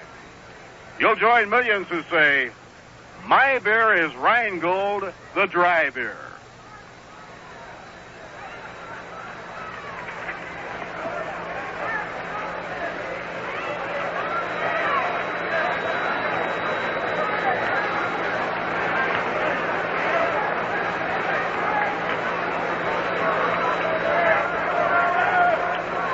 Johnny Edwards, 1 for 2 in the game, leading off against Bob Moorhead in the home half of the 6th inning. Day games today in the National League. The Cubs beat the Dodgers 9-6. Yankees won a big one with 4 in the 9th inning to beat the White Sox 7-6. Breaking ball taken, 1 ball and no strikes. The Red Sox beat Washington 7-1, a 5-hitter by Gene Conley. And Kansas City won a slugfest from Detroit 9-8.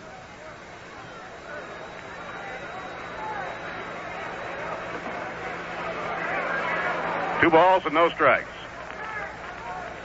Well, you can never figure baseball, which certainly is one of the reasons it's our national pastime. Last night in Detroit, Don Massey outpitched or outdueled Dan Pfister with the Tigers winning 1-0. Today the A's win it 9-8. Drive hit hard to right center toward the alley. Ashburn running at full speed, won't be able to get there. It's bouncing off the wall in right center for an extra base hit. Edwards around second, checks up there.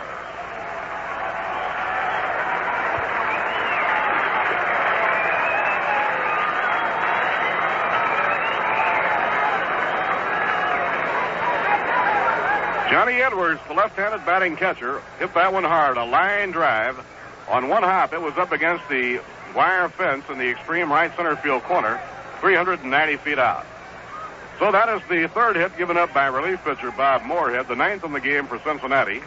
And the hitter will be Leo Cardenas, the shortstop. Cardenas has one hit and 2 times up. He singled in the second inning to drive in Wally Post with the first Cincinnati run. That tied the game 1-1. The Reds went in front with 3 runs in the third inning, and they lead 4-1.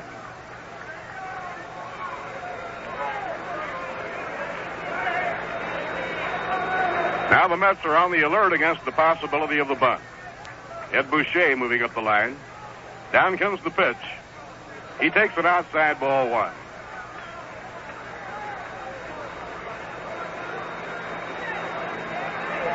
Bob Perkey will be up next. And then Don Blasingame.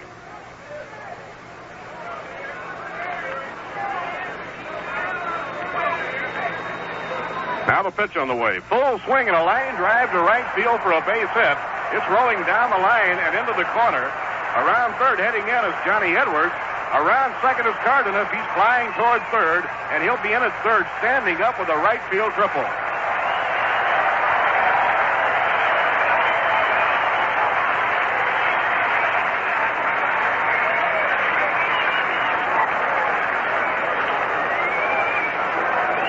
Leo Cardenas, a right-hand hitter, hit a hard line drive down the right field line and into the right field corner. It goes 366 feet to the right field corner at the foul pole. By the time Gus Bell could run the ball down and get it back to Charlie Neal, they had no shot at all on Cardenas. He was in standing up with a run-scoring triple. So the Reds increased their lead to 5-1. They have a runner, Cardenas, on third, nobody out, and Bob Perkey coming up. And now the Mets will bring the infield in tight on the edge of the carpet. Once again, the sign has been sent to the bullpen, and Roadblock Jones starts loosening up. That is the first run given up by Bob Moorhead. They look for anything in this spot. Down comes the pitch. Swing and a miss, strike 1.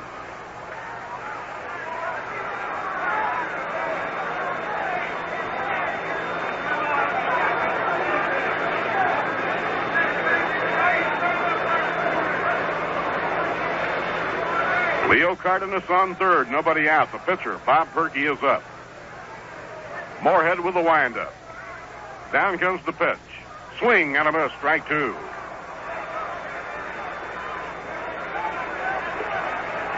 Once again, Perkey checking with Reggie Otero, the third base coach. Don Blasingame on deck, and then Eddie Casco. Moorhead winds, and the pitch on the way is inside of the letters. 1 ball, 2 strikes. Cincinnati, 5 runs on 10 hits, no errors. The Mets, 1 run, 4 hits, no errors.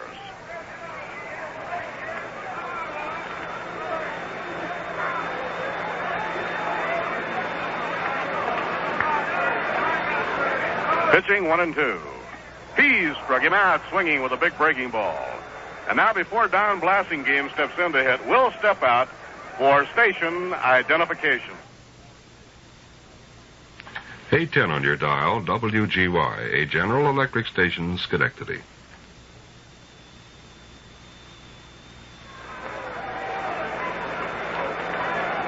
Bob Murphy with Lindsey Nelson and Ralph Kiner from Crosley Field, Cincinnati. Don Zimmer, Chris Cannizzaro, and Bob Moorhead talk things over now with the runner on third, Cardenas, who can run. Blasingame, a left-hand hitter up, and 1 man out.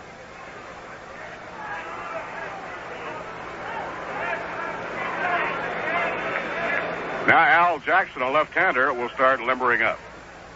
So in the bullpen, the Mets have Sherman Jones, a right-hander, Al Jackson, a left-hander, both getting ready.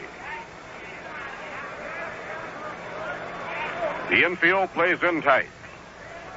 Blasingame, 0 for 2 in the game, has lined out to Ashburn, flied to Ashburn, but on base once when he was hit by a pitch, and later scored.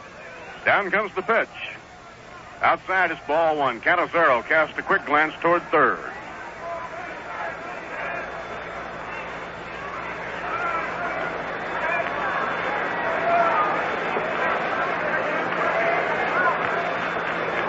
Now Moorhead looks the runner back into his windup. The pitch on the way. Strike called, a fastball at the letters. 1 ball and 1 strike on Don Blasingame. Don was passing out the cigars in the clubhouse prior to the ball game because he's the bouncing papa of a proud baby boy.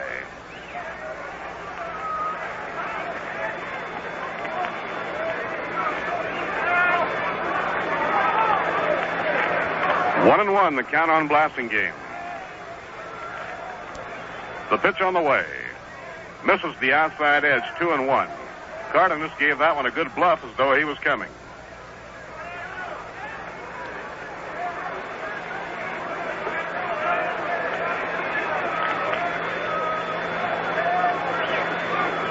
Last half of the 6th inning. Cardenas on third, 1 down. Now the windup and the pitch. Misses the outside corner, 3-1. Cardenas came way down the line, then checked it up.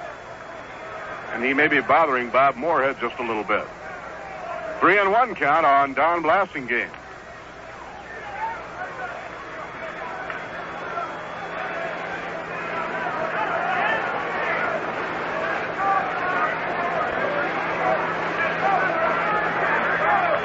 Delivery. Outside, it's ball 4. Blasingame walks.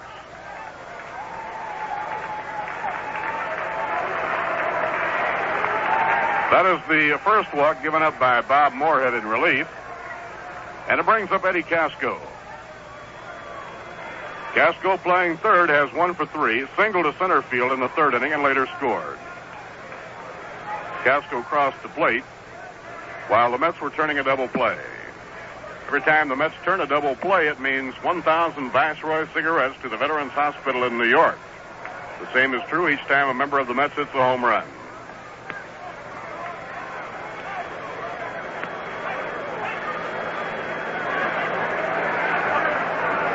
Now the infield is halfway. The outfield a step toward left. For Eddie Casco, right-hand hitter.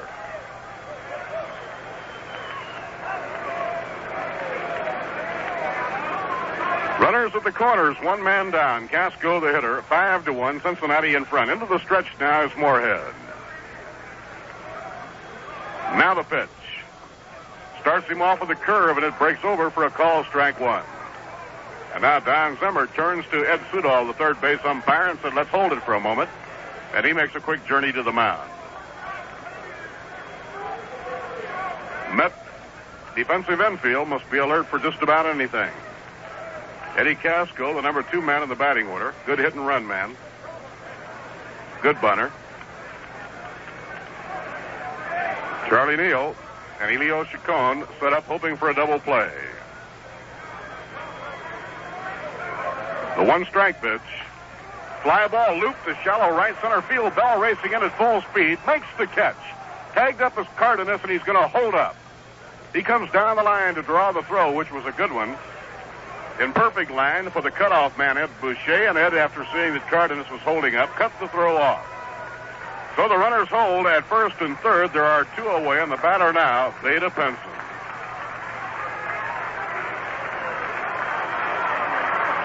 Theda has 2 for 3. He is hitting a scorching .383. Theda has 4 home runs, 21 runs batted in. And now Casey Stengel is moving to the mound. He has Al Jackson, a left-hander, warming up, along with the right-hander, Sherman Jones.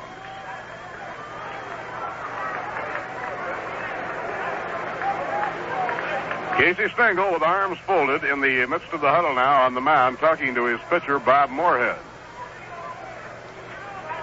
And the left-hander, Al Jackson, will be brought in to face Veda Penson.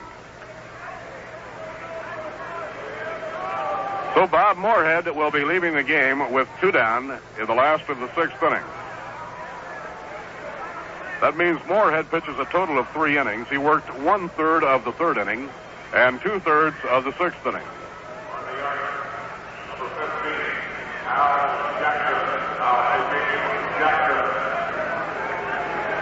Bob Moorhead at the moment has given up 1 run, 4 base hits, walked 1, and struck out 2.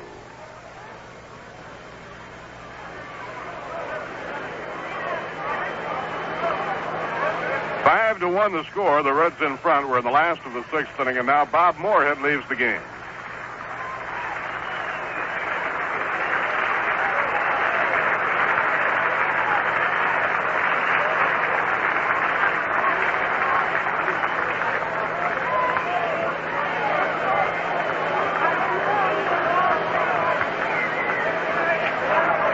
Lefty Al Jackson will be making his 4th appearance of the year. Al has started twice, appeared once in relief. He relieved against Pittsburgh, started against Pittsburgh, and then started against the Cardinals. Al Jackson, who was born on Christmas Day in 1935 in Waco, Texas, has won none and lost 2. Throws a lot of curveballs and a lot of sliders.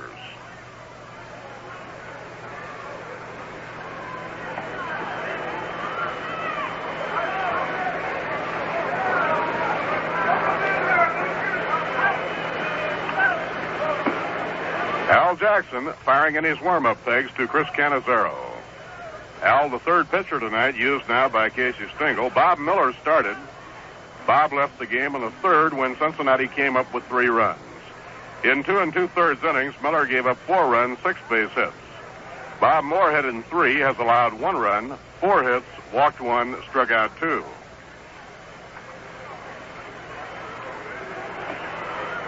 So Casey Stengel anticipating that this situation might come up.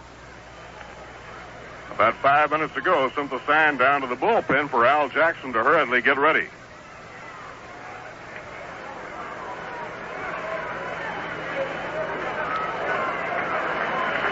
Casey going with the percentages, getting the left-hander in to face the left-hand hitter, Veda Penson. Don Zimmer playing in close at 3rd, wide of the line. Chacon up a stride at short against the speed of Veda Penson. Now Jackson off the stretch. In comes his pitch. Curve is way outside. 1 ball and no strikes. Leo Cardenas on 3rd. Don Blasingame on 1st. There are 2 away.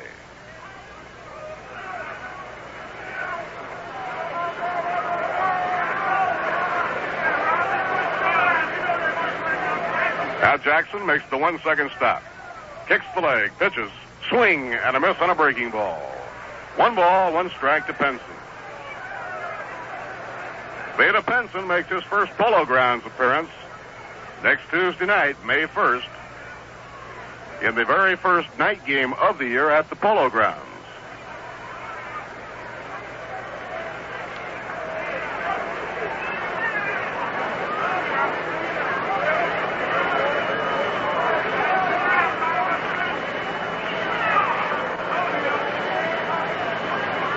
One and one, the count on Veda Penson. Now the pitch on the way. Outside and low, Cannizzaro had to go out for it, and the count 2-1. Sherman Jones continues to warm in the bullpen.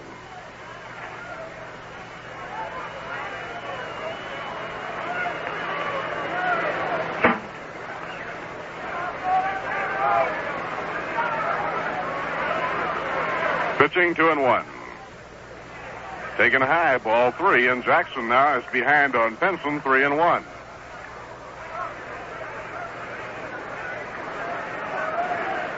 Frank Robinson, a right-hand batter, waiting on deck.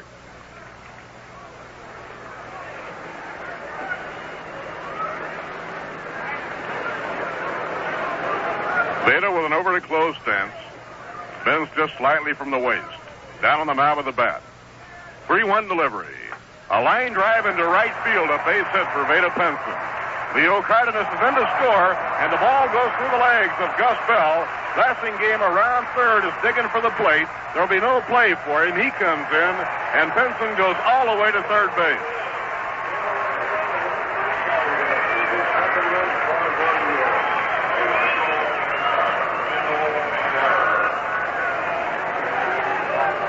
It'll be a single for Veda Penson and an RBI driving in Cardenas. Penson's second RBI of the game. The ball gets through the legs of Gus Bell for an error, enabling Blasingame to come in. And Veda Penson, who can really fly, goes all the way to third. And now the Reds on a 6-run lead. They are out in front 7-1. The batter is Frank Robinson.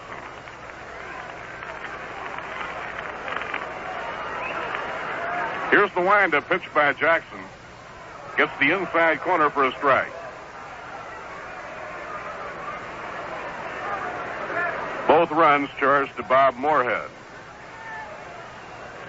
The runner on third, Penson, has the responsibility of relief pitcher Al Jackson. In comes the pitch to Robinson, fouled back into the screen, strike 2. Frank starting the year in a batting slump. He's 0 for 2 in this game, has grounded out and flied to left. His other time up in the third inning, he drew a walk.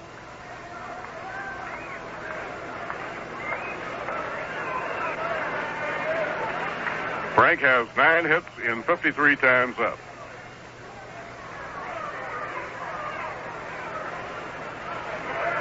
Infield back deep now. The 2-strike pitch. A high fly ball to left center. Richie Ashburn strolls to his right, is there, and makes the catch to retire the side. But Cincinnati in the home 6th inning adds 3 runs. There were 3 hits, 1 error, and 1 man left on. 3 runs, 3 hits, 1 error, and 1 left on. Al Jackson gets credit for 1/3 of the inning. He gave up 1 hit. The 3 runs crossing the plate charged to Bob Moorhead. And so at the end of 6, the score now, Cincinnati 7 and the New York Mets 1. In other games, at the end of 2 innings, the Phillies and the Milwaukee Braves are tied 2-2. Chris Short against the Braves' Ron Pache. 5 innings complete now at Forbes Field. Pittsburgh 2, the Giants 1. Gaylord Perry pitching for the Giants. Bob Friend for the Pirates. Friend trying for his 4th win of the year without a loss. St. Louis nothing, Houston nothing after an inning and a half. Washburn against Dean Stone. In a day game, the Cubs got 4 in the 8th inning to outslug the Dodgers 9-6. Elston, the winner in relief. Hobby had started. Sherry, the loser in relief. Padres had started. Duke Snyder, Willie Davis, Ron Santo, Ernie Banks, and Andre Rogers all hit home runs. Kansas City won a slugfest from Detroit 9-8. Jerry Walker, the winner. Doug Gallagher, the loser. Minnesota won, Baltimore nothing at the end of 6. Don Lee against Chuck Estrada. The Yanks beat the White Sox 7-6, and the Red Sox beat Washington 7-1. And right now would be a good time to light up a Viceroy. Viceroy is not too strong, not too light. Viceroy's got the taste that's right. That's right. We're in the 7th inning now with Ed Boucher up against Bob Perky, and the breaking ball is inside.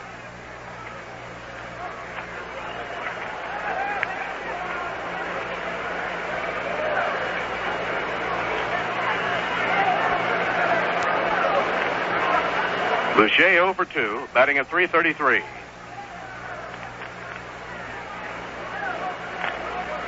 Perky deals, breaking ball over, a strike. 1 ball and 1 strike.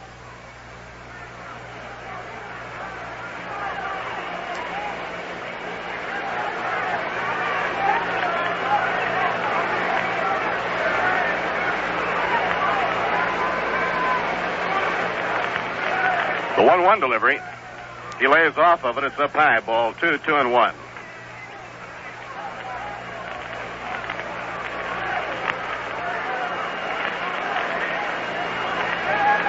Cincinnati, 7 runs, 11 hits, no errors. The Mets, 1 run, 4 hits, 1 error.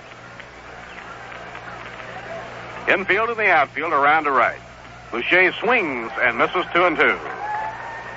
Charlie Neal on deck, and then Don Zimmer.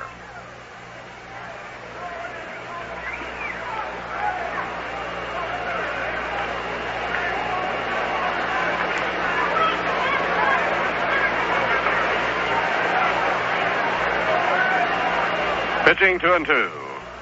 He swings at a knuckler, misses it, gets away from Edwards. Edwards throwing to first in time to get Boucher. He had to run it down about 10 feet after having it pop out of his mitt.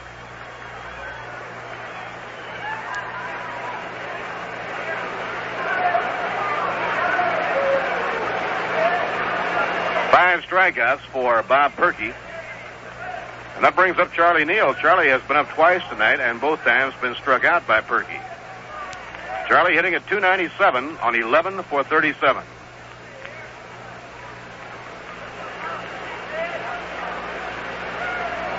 Ground ball bounced right back to the mound, taken in the glove hand by Perky. He throws to Gordy Coleman, and there are two away.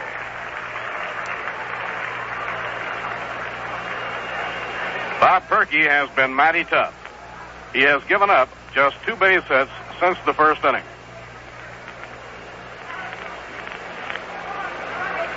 He joined us late. The Mets scored their only run of the game in the first inning. Ashburn led off with a single to right. Chacon on a hit-and-run play, single to left. Richie went to third, and then Richie scored as Bell was thrown out. Ball 1 to Don Zimmer. Don 0 for 2 has grounded out short to first and fly deep to left field.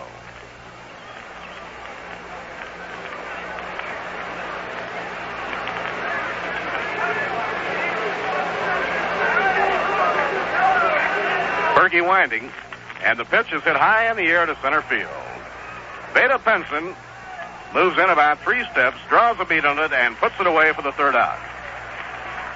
So the Mets are out in order in their half of the 7th inning with no runs, no hits, no errors, and none left on. At the end of 6.5 innings, the score, Cincinnati 7 and the New York Mets 1. You know, after you've seen all the teams in action, it's fairly easy to spot the standout player at the various positions. Same way with filter cigarettes. After you've smoked all 7 of the leaders, you know there's a big difference in Viceroy. Now, some taste so strong you might as well not smoke a filter cigarette at all. And others taste so light, they take all the fun out of smoking. But you can tell Viceroy is an all-star the first time you try them. Yes, sir? Viceroy tastes the way you'd like a filter cigarette to taste. Not too strong, not too light. Viceroy's got the taste that's right. So fans, remember, there's a big difference in the taste of filter cigarettes. The way to prove it for yourself is to catch up with the 7 leading filter cigarettes in action.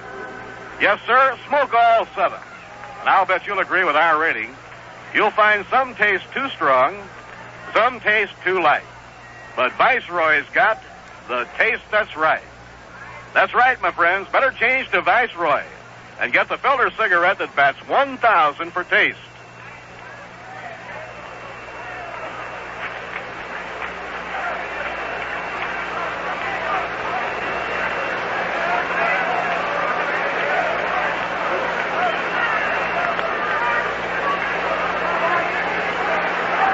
Home 7th inning in Cincinnati, the Reds with a 6-run lead have Gordy Coleman up against lefty Al Jackson. Gordy singled to right in the 5th inning, has 1 for 3. Tried to hold up on a swing, but he foul-tipped the ball, strike 1. Gordy came up through the Cleveland organization. Had a big year at Mobile, and then the Cincinnati Reds made a deal with Cleveland to get him. Outside, 1 ball, 1 strike. This for Gordy Coleman is his 3rd year with the Reds. Last year was a good one. Hit .287, knocked 87 runs in. From Rockville, Maryland. The 1-1 delivery. Ground ball hit down the first baseline. Ed Boucher has it. He flips to Jackson covering in time for the out. Al Jackson reminds you a great deal of Harvey Haddix and Bobby Shantz, the way he feels his position. Boy, he was over there to get that throw from Ed Boucher almost before Boucher had it in his glove. 1 away, nobody on in the last half of the 7th. Now Wally Post. Wally off to a fast start. In tonight's game, he has 2 for 3 and has driven in a run. Post hitting at .333. Takes outside and low. It's ball 1.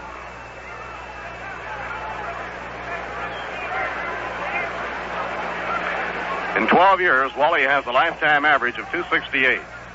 But he's been well over his lifetime average the last 2 years, the 11th and 12th of his career. Slow breaking ball for a strike. 1 ball and 1 strike. Last year he hit .294, and year before last, .282. He came back to Cincinnati right on the trade deadline, June 15th, year before last. Outside and low, 2 balls and 1 strike.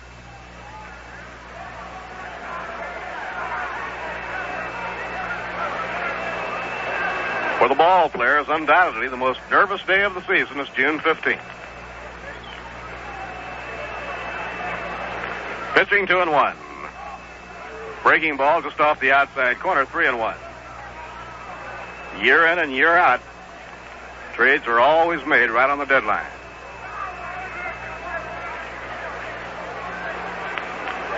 The Giants came up with 4 runs in the top of the 6th inning, and they have gone ahead of Pittsburgh 5-2 at the end of 5.5. It's outside, ball 4, and Wally Post gets a base on balls.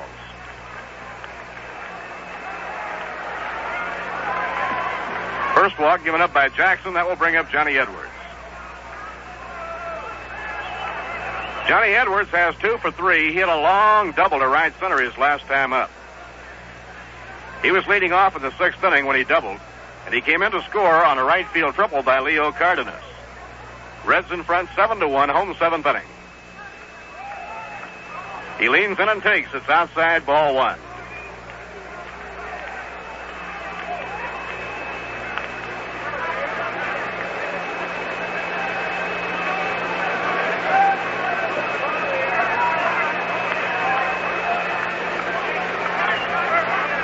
One away with Wally Post on first base. Edwards sitting out of a crouch. Down comes the pitch.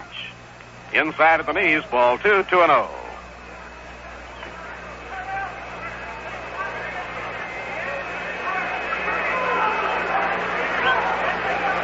Although the group of young pitchers for the New York Mets have encountered a lot of difficulty, George Weiss and Casey Stengel both still feel that they will get into a good groove and will pitch good ball. Ground ball back to the mound. Jackson has it. He throws to second to Chacon. 1. Back to first. Safe on a close one. Johnny Edwards reaching on the fielder's choice. Jackson fired to Elio Chacon, but Elio's peg to Boucher was not in time for 2.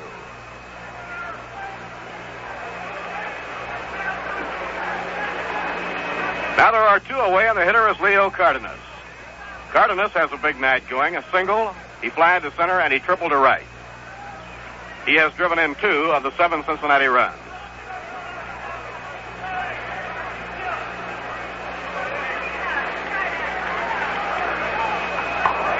Too high, ball 1.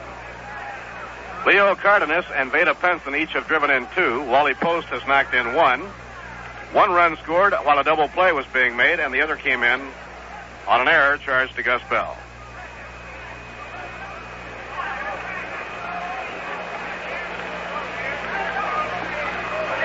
Low, ball 2, 2-0. Cardenas, who got into about half of the games last year, hit over 300. Right now with 8 for 34, he's batting at .235.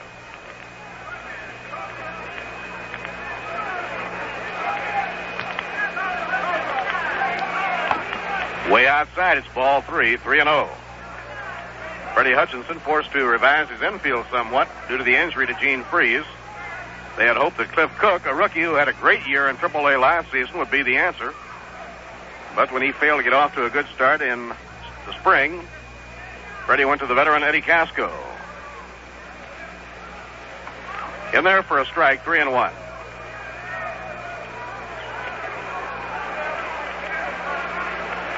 We'll take a look at our complete scoreboard at the end of the inning.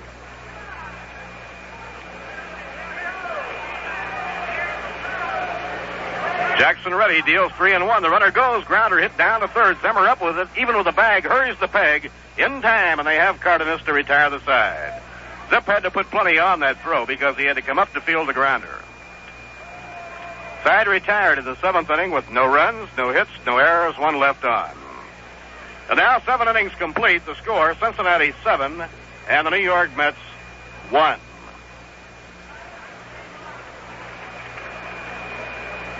On our scoreboard at the end of 2.5, Phillies 2 and the Braves 2, short against Pache. At the end of 5.5, the Giants have gone ahead of Pittsburgh 5-2. On home runs by Orlando Cepeda with 2 men on and Ed Bailey with the bases clear. Don Larson has relieved Gaylord Perry. He may have come in. Perry probably went out for a hitter. Bob Friend is in there for the Pirates. Houston nothing, St. Louis nothing at the end of 3. Ray Washburn against Dean Stone. In a day game, the Cubs beat the Dodgers 9-6 with 4 in the 8th inning. Elston the winner, Larry Sherry the loser, 5 home runs in the game. In the American League, Kansas City 9, Detroit 8. Tigers were charged with 5 errors in that game. They used Doug Gallagher, Sam Jones, Paul Foytak, Fred Gladding, and Phil Regan. At the end of 7, Baltimore, on a home run by Jackie Brandt, has tied up the Minnesota Twins 1-1 at the end of 7. Nothing yet on Cleveland and Los Angeles on the West Coast. In day games, the Yankees, storming from behind with 4 in the 9th inning, beat the White Sox 7-6. Whitey Ford, Bud Daly, Jim Coates, and Roland Sheldon for New York. With Sheldon the winner, he came on in the 9th. Pizarro, Fisher in the 9th, and Lown in the 9th, Fisher the loser. Landis and Skowron hit home runs. A 5-hitter for Gene Conley. The Red Sox beat Washington 7-1. Home runs by Frank Malzone and Gene Conley.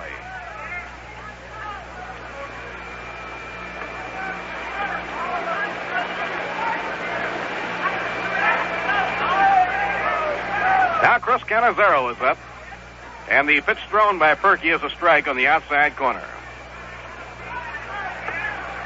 Casey Stengel has roadblock loosening up again with the pitcher scheduled up next.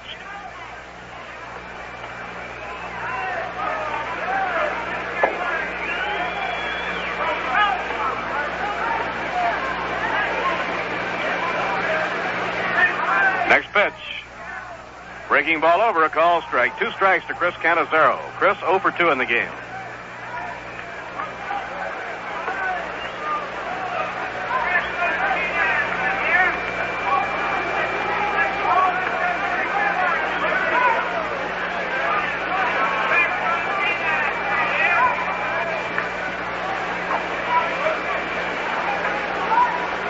Jim Marshall has come out on deck. Foul tip. He missed it on the knuckleball. A ball dropped by Edwards. He picks it up. Throws to first in time. Cannizzaro almost legged it down there in time.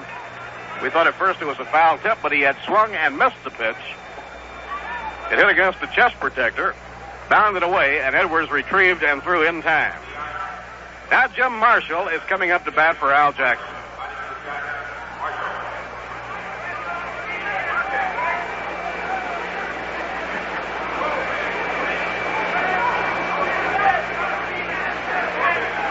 Bob Perky, who has walked only 1 man, now has struck out 6.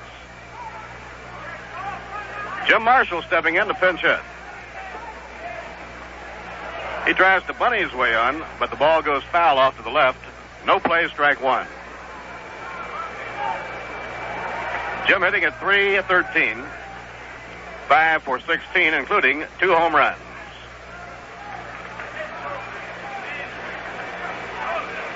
All 3 of the New York Mets first basemen have real good power when they get a hold of one. Taken high, 1 ball, 1 strike. The Mets, after tonight's game, will be back in the Polo Grounds for 6 games. 4 games with the Phillies over the weekend, Friday, Saturday, doubleheader on Sunday. Then the first night game of the year, Tuesday night against Cincinnati, and a day game on Wednesday against the Reds. The ball is popped up to short left field. Moving out goes the shortstop, Leo Cardenas, and he has it for the out. Bob Perky just seems to be getting stronger as the game rolls along. He has now retired 7 in a row. He has not given up a base hit since the 4th inning when Thomas singled.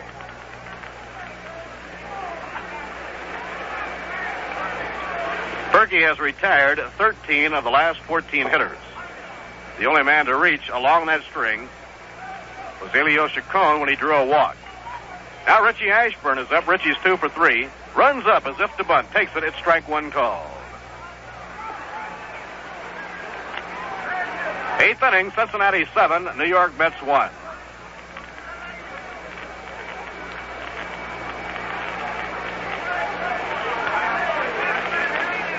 Bob Bob Perky swings into his windup. Now pitches. Curve inside. 1 ball, 1 strike.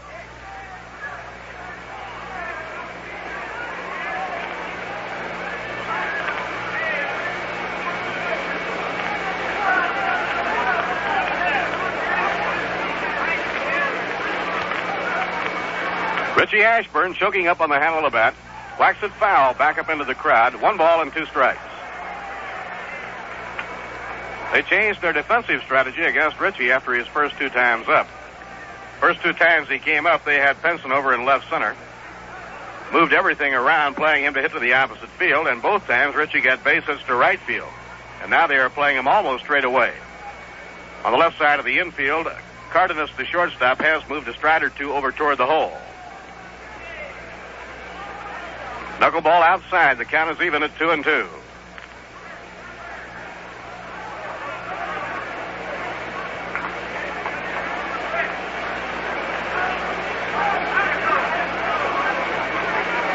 The Milwaukee Braves are exploding against Chris Short and the Phillies in the last half of the 3rd inning.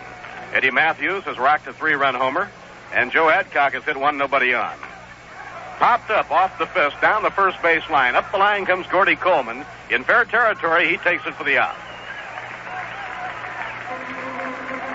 The Mets are out in the 8th inning with no runs, no hits, no errors, and none left on.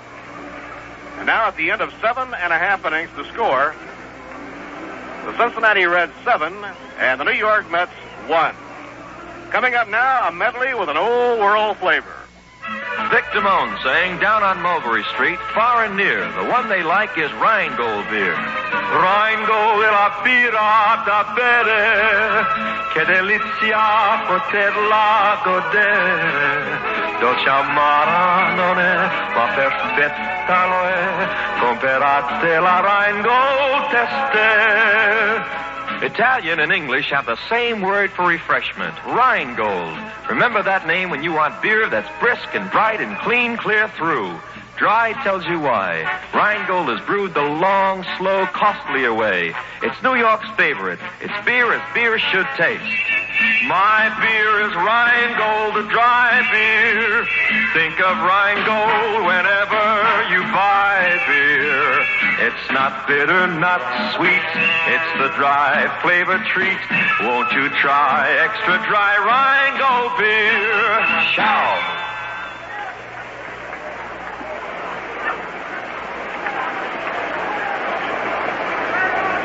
The last half of the 8th inning now, and the New York Mets have Sherman Roadblock Jones coming in to pitch. Al Jackson leaving the game in favor of a pinch hitter, Jim Marshall. And now Roadblock is all set to go to work in the last of the 8th inning. And the leadoff hitter for Cincinnati will be Bob Perky. Perky has been up 3 times, failed to hit, twice has been struck out, and in the 4th inning flied to center.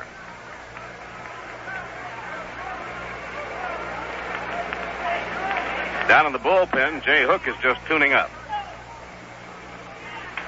Squibbler hits slowly down the first baseline. Coming up to the ball is Ed Boucher.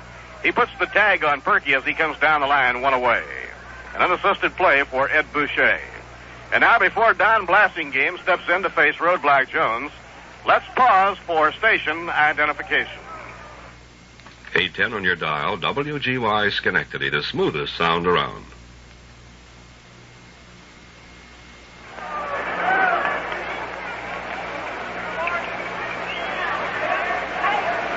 Bob Murphy with Lindsey Nelson and Ralph Kiner from Cincinnati. The Reds leading 7-1 last of the 8th inning. The leadoff hitter, Don Blasingame, up. Left-hand batter leans in and takes ball 1. Blasingame has lined to Ashburn in right center, been hit by a pitch and later scored, fly to Ashburn in center and drawn a walk. Foul ball back, 1 ball and 1 strike.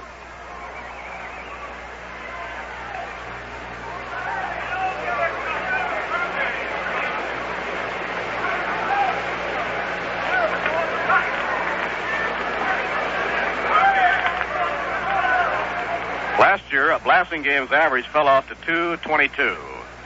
But lifetime, he's a .261 hitter. Zimmer in close to third. Fastball on a strike on the inside corner, and Roadblock had plenty on that one.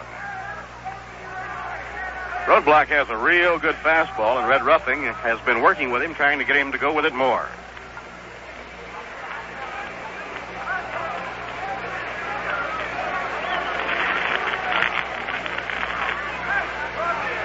Sherman out of his windup, the 1-2 pitch. Outside and high, 2-2 on Don Blasingame.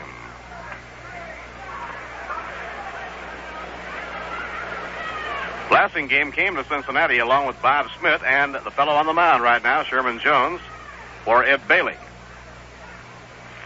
2-2 pitch. Foul ball back, no play. In that trade, only Blasingame remains with the Reds.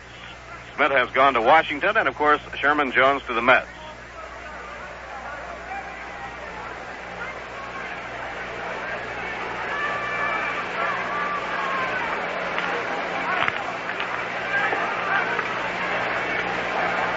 Two-two delivery. Just got a piece of that one. A foul ball coming back, no play. Mets flying home right after the game tonight. They'll be getting in to New York in the wee hours, probably around 2:30. Tomorrow is an off day. They'll be tendered a salute tomorrow night by the Manhattan Club, and Friday they play the Phillies at the Polo Grounds on the opener of the homestand. An off-speed delivery by Roadblock, missing 3-2.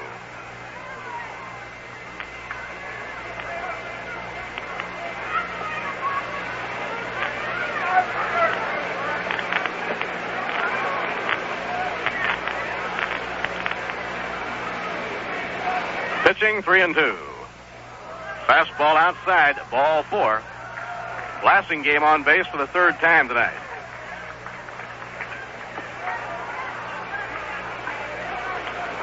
The Mets have used 4 pitchers in tonight's game, and each pitcher has given up 1 walk. Bob Miller, Bob Moorhead, Al Jackson, and now Sherman Jones. Here's Eddie Casco. Eddie has 1 hit and 4 times up. He singled in the 3rd inning. Right-hand batter. Blasingame with the lead off first. And the pitch was taken, ball 1.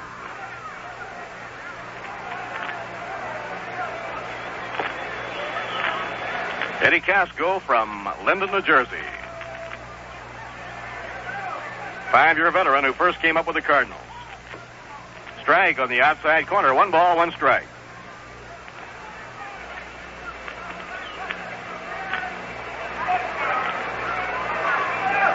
Last year, Eddie hit .271.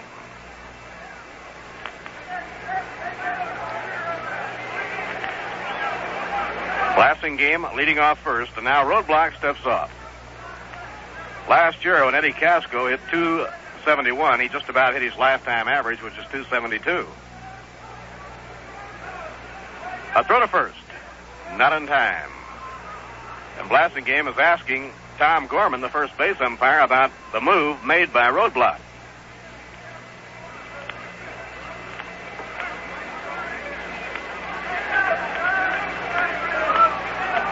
The 1-1 pitch. Ground ball hit down to third. Zimmer has it. Fires across to Neal. There's 1. On to first. Not in time. Blasingame went hard into Charlie Neal at second base. Ball had been thrown from deep third by Don Zimmer. So they forced Don Blasingame from Don Zimmer to Charlie Neal. Casco reaching on the fielder's choice, and that brings up Beta Penson.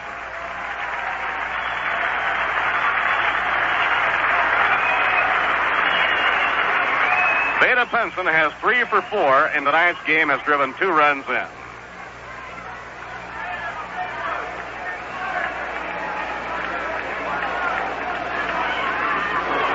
Foul ball. Tried to hold up strike 1. In 3 full seasons with Cincinnati, Beta had his first full season 205 hits, his second year 187, and last year 208. Lifetime average of .313.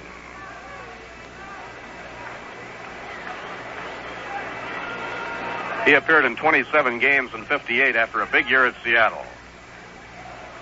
Now the pitch by Roadblock. Ground ball bounced rather slowly on the right side of the diamond. Neal reaching the ball, running toward the hole, throws to Boucher for the 3rd out. Side out in the last half of the 8th inning, and for the Reds, no runs, no hits, no errors, 1 left on. So at the end of 8, the score, the Cincinnati Reds 7, and the New York Mets 1. And we'll be going along to the ninth inning with the Mets coming in and pinning their hopes on Elio Chacon, Gus Bell, and Frank Thomas. We hope you're making your ticket plans now to catch action at the Polo Grounds in the 6-game homestand. The Phillies in for day games on Friday, Saturday, and a doubleheader Sunday.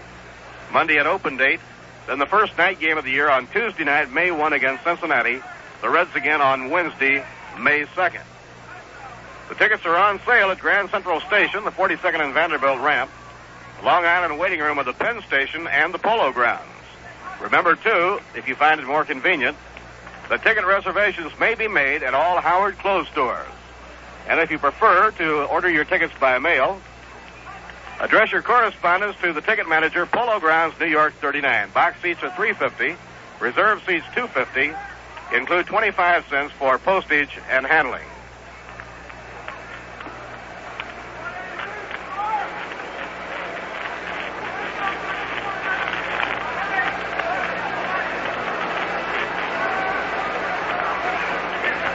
Elio Chacon will be leading off in the ninth inning against Bob Perky. Perky has retired 14 of the last 15 hitters that he has faced. The only man to reach of the last 15 was Chacon, who drew a walk in the sixth inning.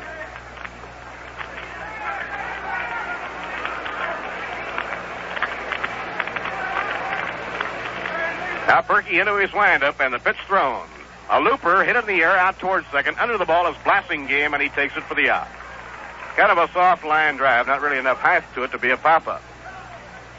One away in the ninth.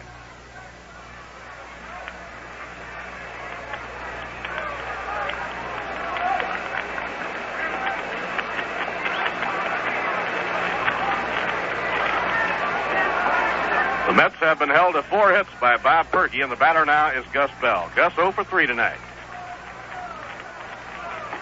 Way inside, he had to jump back to get out of the way, ball 1.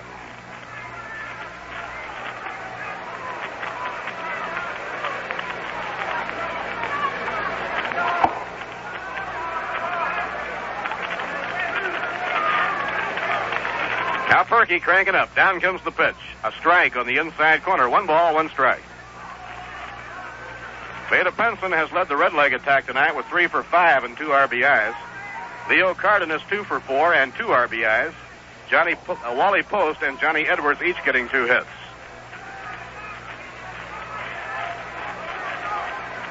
Ground ball on the right side of the diamond. Gordy Coleman off to his right, grabs it, throws to Perky, covering in time.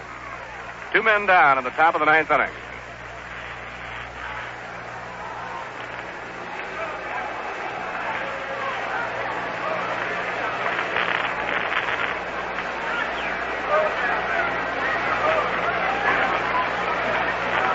Mets down to their final out in the ninth inning.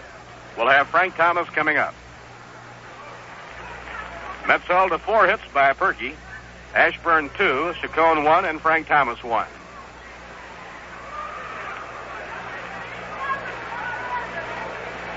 Drive hit hard in the air to left field. Coming in is Wally Post. He drops the ball and breaks off his glove. Thomas around first, is on his way to second, and he'll go into second base standing up. It'll be scored as a 2-base error against Wally Post. It was a hard line drive. Post coming in, got his glove on it, but failed to hold it.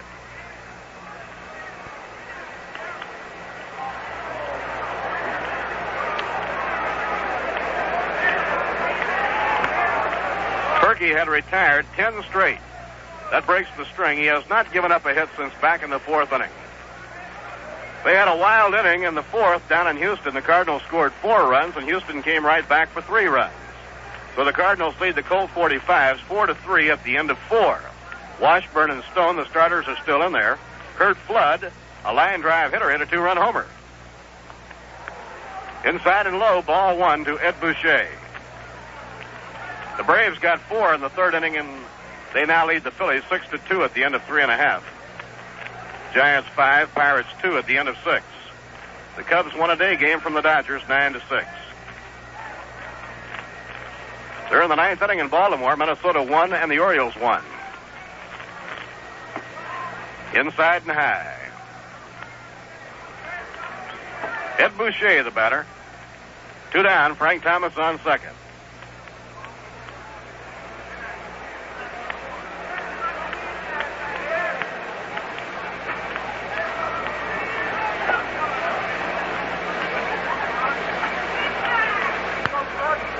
Now Bob Perky, behind on the count 2-0, up in pitching position. Here's the pitch. And the ball is a foul pop-up toward the backstop and no play for Johnny Edwards.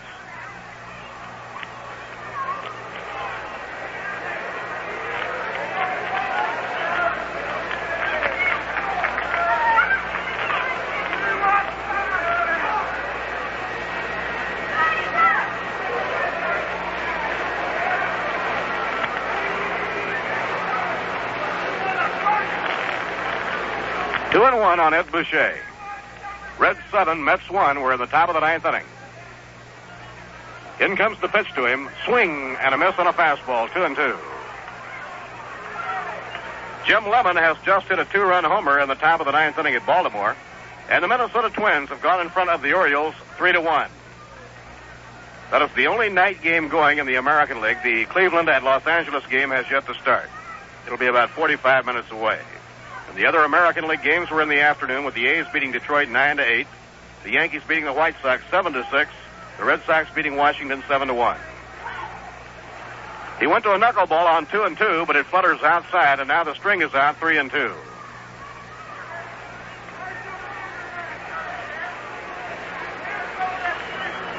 Full count 3-2 on Boucher. Frank Thomas on second, 2 men down.